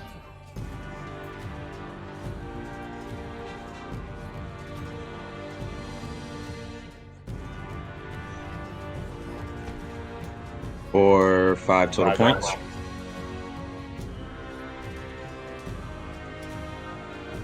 This thing's starting to look pretty beat up. Oh, I'm now gonna fly towards it at 15 feet down, and then bonus action spell 1 key point, Fury of Blows. Okay.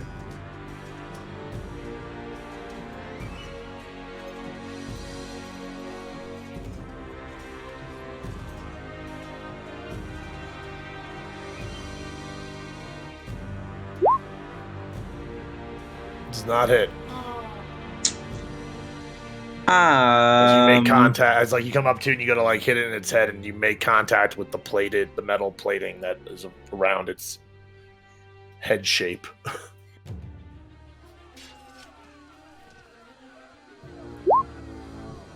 28. 28 hits.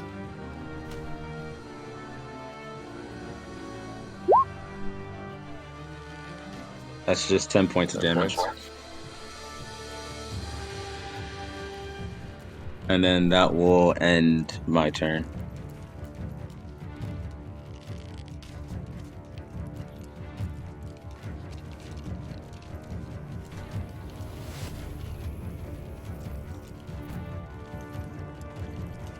Okay. While you're up in its face, you notice that within like the plated, like kind of like helmet, caging, face mask, whatever you want to call it, because this thing doesn't really have a fucking face.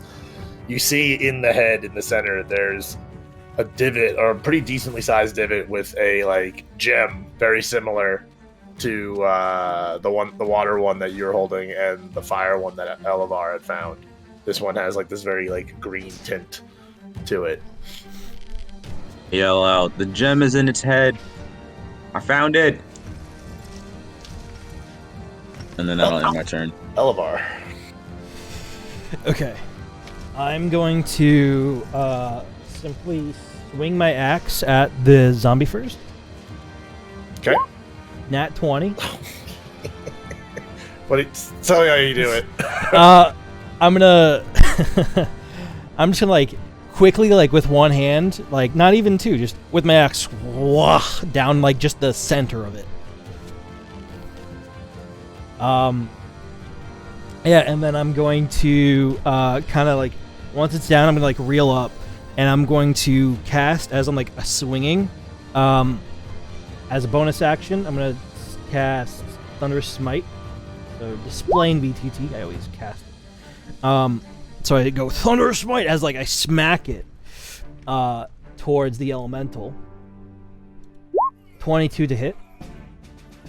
That hits. All right, and I will do 16 damage plus the 2d6 Thunderous Smite damage, which is 8, 24 points of damage. Did your crit damage roll through? No, that was the zombie. So the zombie just like dies.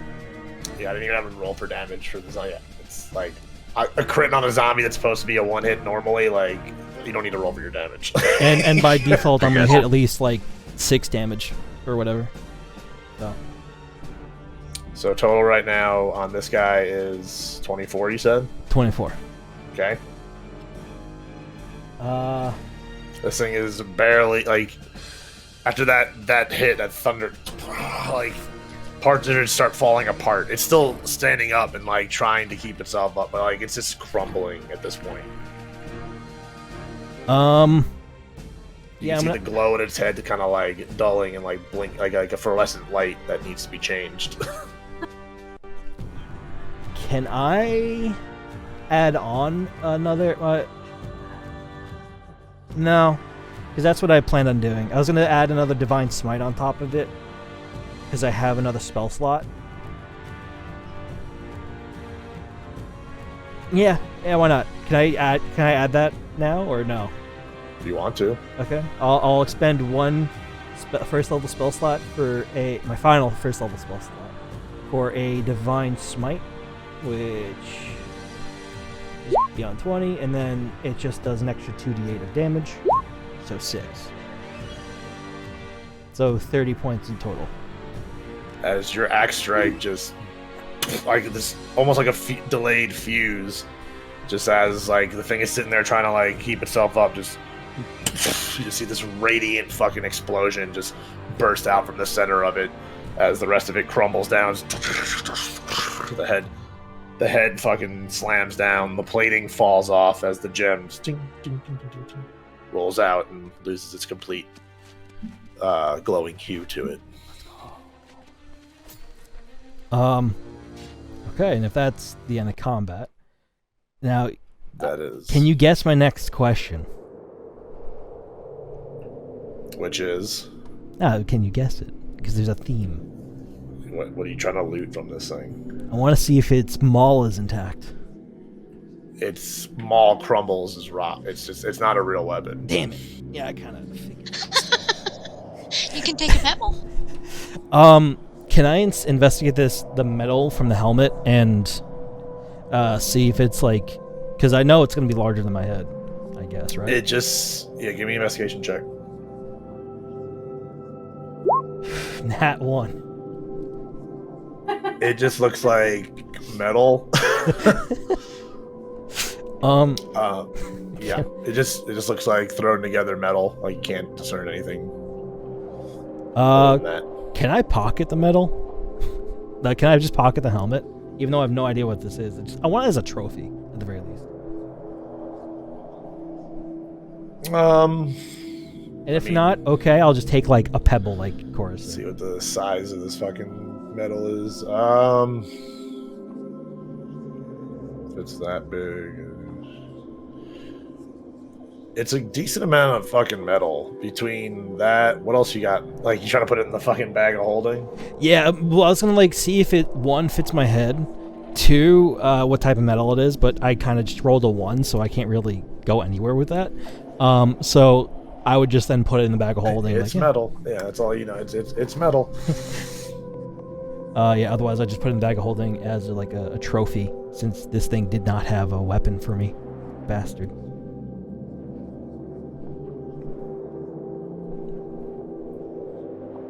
Okay. And then I'll pick the gem up and I'll like I'll toss it to Carlen, and I'll say, yeah, I guess you can have that one. I don't know if we should each hold one or something, or if they're actually important. Carlen, you still already have one? Yeah. Well, no, I know you have one, but this is the different elemental one. I don't know if they're important later or if they're just cool to have or something. We can give that one to Cora. I don't know if the other elemental that I completely decimated has one, but I figured I could hold on to that one too, or we can give one to Cora. I don't know. I'm just trying to like think out loud here. I fly down to the ground and I just like I call Cora over. Hey Cora, do you have like a backpack or something? We can put this one on you. Of course I have a backpack. Where do you think I keep pulling this crowbar from? You're not wrong. Alright, now we each have one of the gems. And then I go over and I look at the other elemental and I try to see if that one has Just a so gem. you know, the ground is still the way it is. Right. So every time I pass over, no matter what. Current zombies are still expanding. Oh shit. This wild growth of them has not stopped. As you guys are sitting there talking and you are seeing the expanding of this fucking terrain. Okay. As I kind of traverse, I notice that it's like growing more, and I kind of just relay that, like, yeah, okay, so we have a time limit here as well. We can't really rest, so we should probably try and get back to that stone, whatever. As I like kind of look over it, I as I'm checking the body remains. Okay. There's nothing there. Okay, no gem. No gem. Okay, then I'm gonna go quickly grab like 5 sticks from this tree because I keep on running out of sticks. So I just take out my hand axe real quick and I chop them off. And then if there's anything else before that, or after that, I'm just gonna go back and try to climb back onto this the dial. Yeah, you should be able to climb up it, no problem. Okay. And then I'll take one of the sticks out again, and I'll try to find the broken one, and I'll investigate it or check if that one can be, if it's completely like destroyed or is it like broken off and I can't put anything else in there. So, give me an investigation check. 8. Yeah, you look back to where you saw the hole like last time, which is pretty much like, whoops, that's not what I wanted to do that. But pretty much where I put that, just put that down. Yeah. You look where the hole is, you reach around, and yeah, you see the stick that the branch that was once in there snapped off in it. Okay. I'm gonna quickly like run around the dial and just see if there's like another hole by chance, or like a quick once around just to see like if there's another hole and if this was meant for multiple people or if it was just meant to be moved by one. Give me another investigation check. 16. Luckily enough, you find another one on this side. Okay. In which case then when I get there, if nobody else is doing anything, I'm gonna take out another stick and I'm gonna shove it in the hole. Very similar sounds and, you know, snugness fitting as you the last time you did this. Okay. And then I'll pause just for anybody. Also, in your investigation, looking around, you see the other symbol. Okay. On that side there.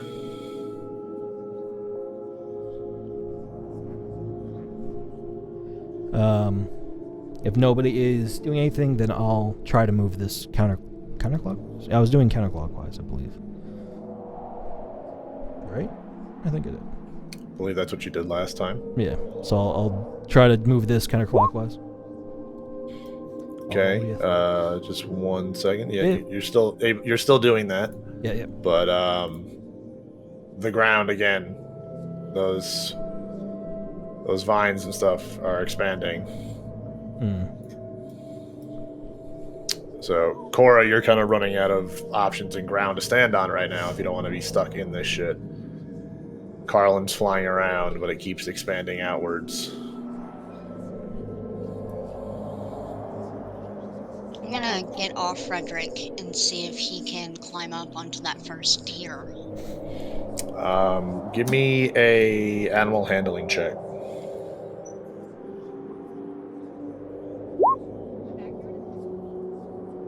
And Elevar, you can give me an athletics check. With your time with Frederick, or you know he can jump. Like goats have an ability to be able to jump and can jump actually pretty decently high. Okay, so Cora's gonna climb up onto the first tier, and then she's gonna beckon Frederick to jump up and follow her. Okay. Cora, for you, either athletics or acrobatics, because of your size and getting off of Frederick, it's a little bit more of a struggle for you to try to climb this wall. Okay.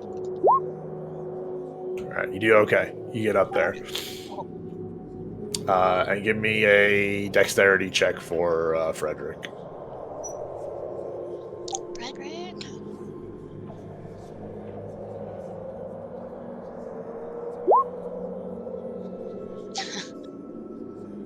That's okay. It's supposed to be an easy task for him, so he passed it. He didn't break his fucking knees and shit trying to jump up, at least. Carlen, with your height, like kind of flying into this, I'm just going to say you see that symbol there on the wall, like the facing wall of that top ring, and then on the top of the actual circle, like of this whole stone structure, you see one symbol on top. So I let him know that like I've spotted 2 more symbols. So keep doing what you're doing, Elevar. So Elevar, you got a 14. So yeah, you turn that. So counterclockwise. Again, it's definitely heavy, but you have there. You still do it pretty easily for the most part. Also, just as a side note, because initially I said that I stuck the obsidian sword, for what I'll call for now, into like here. I would have picked it up as I went and like checked for the branches and stuff. Okay. Yeah, so like I'll have it on my person. Okay. Okay. I'm just saying. Okay.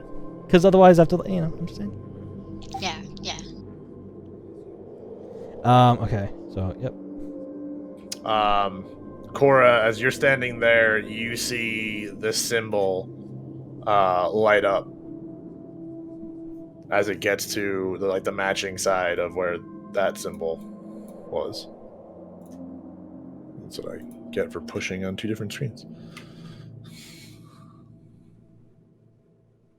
So yeah, that symbol. So this one lit up. So now they're both lit up? Yeah, so this one lit up like a light blue color. This one just lit up a red color. Alright, Cora would alert everyone as to what's going on over there. Okay. Okay, so that one lit up. Yeah, in the second layer. So then I would climb up another layer, On to the next one. and then I'd look for the supposed hole. Wait, give me an investigation check.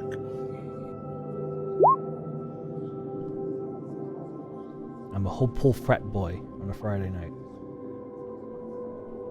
All right, you see 2 more symbols and the one that he identified, Carlen identified. So you got this one here. Then you identified that one and that one. You technically don't see this one appear, but you know it's there. He told you what it was. And that one's just literally on the top flat, like the flat top of this last center circle. Okay. And these symbols are like on the wall that like you're facing, and that you stick like the pole into and shit and push, like it's on that facing side. Okay. So I would I'd take out another stick. So now I only have 4 sticks in reserve, and I put this one into the other slot. And I would try to. In front of you. I'll try to turn it clockwise. Okay. As you're trying to push it, like you already sense like this is very tough to push. Like you're still gonna roll for the athletics and see what happens, but this is a really tough one. As you're pushing, you're trying to, like, your feet are slipping a little bit, like you can't get the traction, and you take one deep breath and just give it all. You get the neck vein bulging out, just and you like barely start to get it budging, but you get it moving. Nice. Which way did you say you're going? Counterclockwise? Clockwise. I would do it like the Clockwise. opposite every time. Yeah. Gotcha. Okay. The ground real quick, just so y'all know what's going on. It has expanded. Like pretty much like all of this is starting to just be encompassed by whatever popped out of the fucking zombies. Like it's even taken over the stone figures and whatnot, just completely overgrown. Can I throw the torch on the zombie? Sure. I mean, they're not really zombie corpses anymore. Like their bodies unfolded into this like plant-like material that is now spreading around. But if you want to throw it at their center point, like you can totally give that a shot. Yeah, can I do that? Yeah, like just regular fire. Yeah, I was just gonna light a torch and just like drop it over where I would have thought one, like where the center point for like the one closest to me is. Okay. Yeah, so like right there. You want me to roll anything?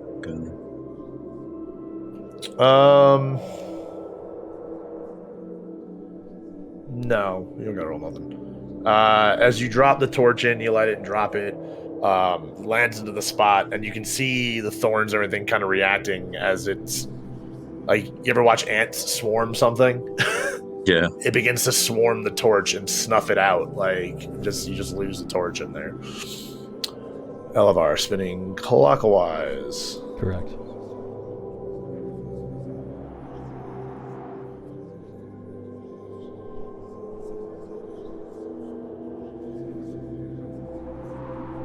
Elevar, you can see as you're pushing, a faint glow begins to come from that symbol that now has red on it.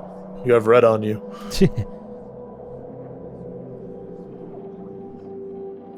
That symbol, the lines begin to glow a faint green hue that is very similar to the one from the last portal that you guys had taken. Mm-hmm. As you push that into place, you feel like everything like it locks in, like almost like a safe like dial. Everything is like you feel like things like almost like drop into place as everything stops spinning, and you feel the level that you're on, Elevar, drop to the same level that Cora's at. Then you feel the level that Cora is at, like now it's matching the lowest ring, that drops to surface level. As the smaller center ring drops slowly into the ground as this white like light emanates from the circle. You guys around you can feel a gust of wind kind of just take over and like kind of push everything back. Leaves like blow, like some fall that are already started to transition to autumn. The ever-growing terrain from the zombies' corpses begins to expand over the rocks that you guys are essentially standing on. What do you do? Okay, so towards the center. Yeah, I'd probably head toward the center. If it's glowing white, let's see, the terrain's growing and it's growing towards us. It's glowing white. Chances are there's gonna be a portal that shows up. The portal's not there yet though, so this is bad. I don't have like any oil or anything to like throw.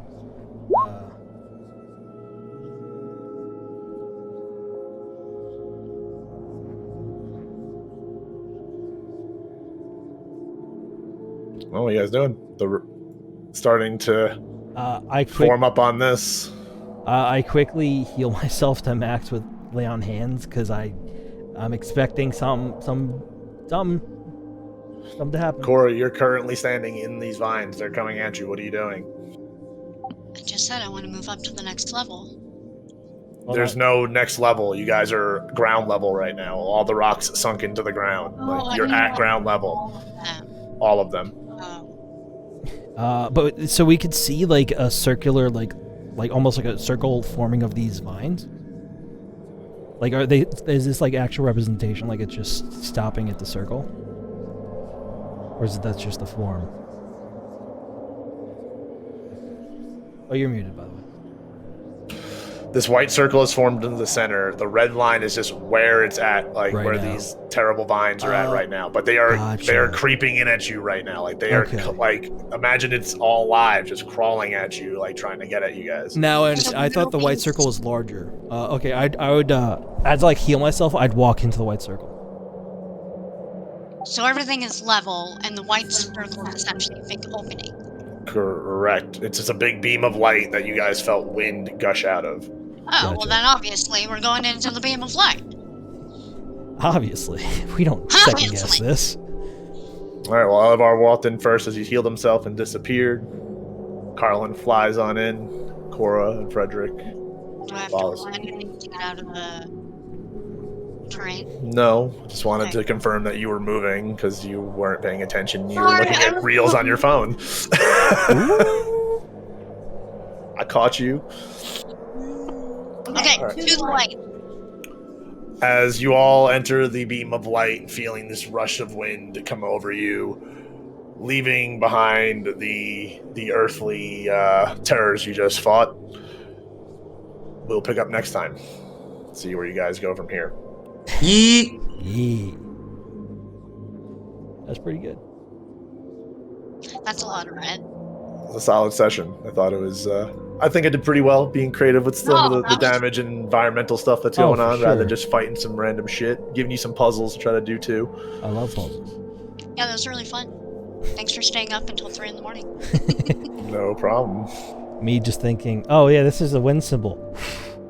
It doesn't do anything. But thank you guys. Appreciate it. Fun session. Thank you. Thank you! Yeah, we should. God damn it. We should be able to meet again in 2 weeks. Yeah. And we'll see what happens. I could do a later session probably because I'll be off for a month. Okay. Oh. Nice. But all right. Thank you guys. Thank everybody stopping by. Appreciate you. Delilah the Devil, thank you for the follow. Yeah. Catch everybody later. Peace. Bye, stream. Later.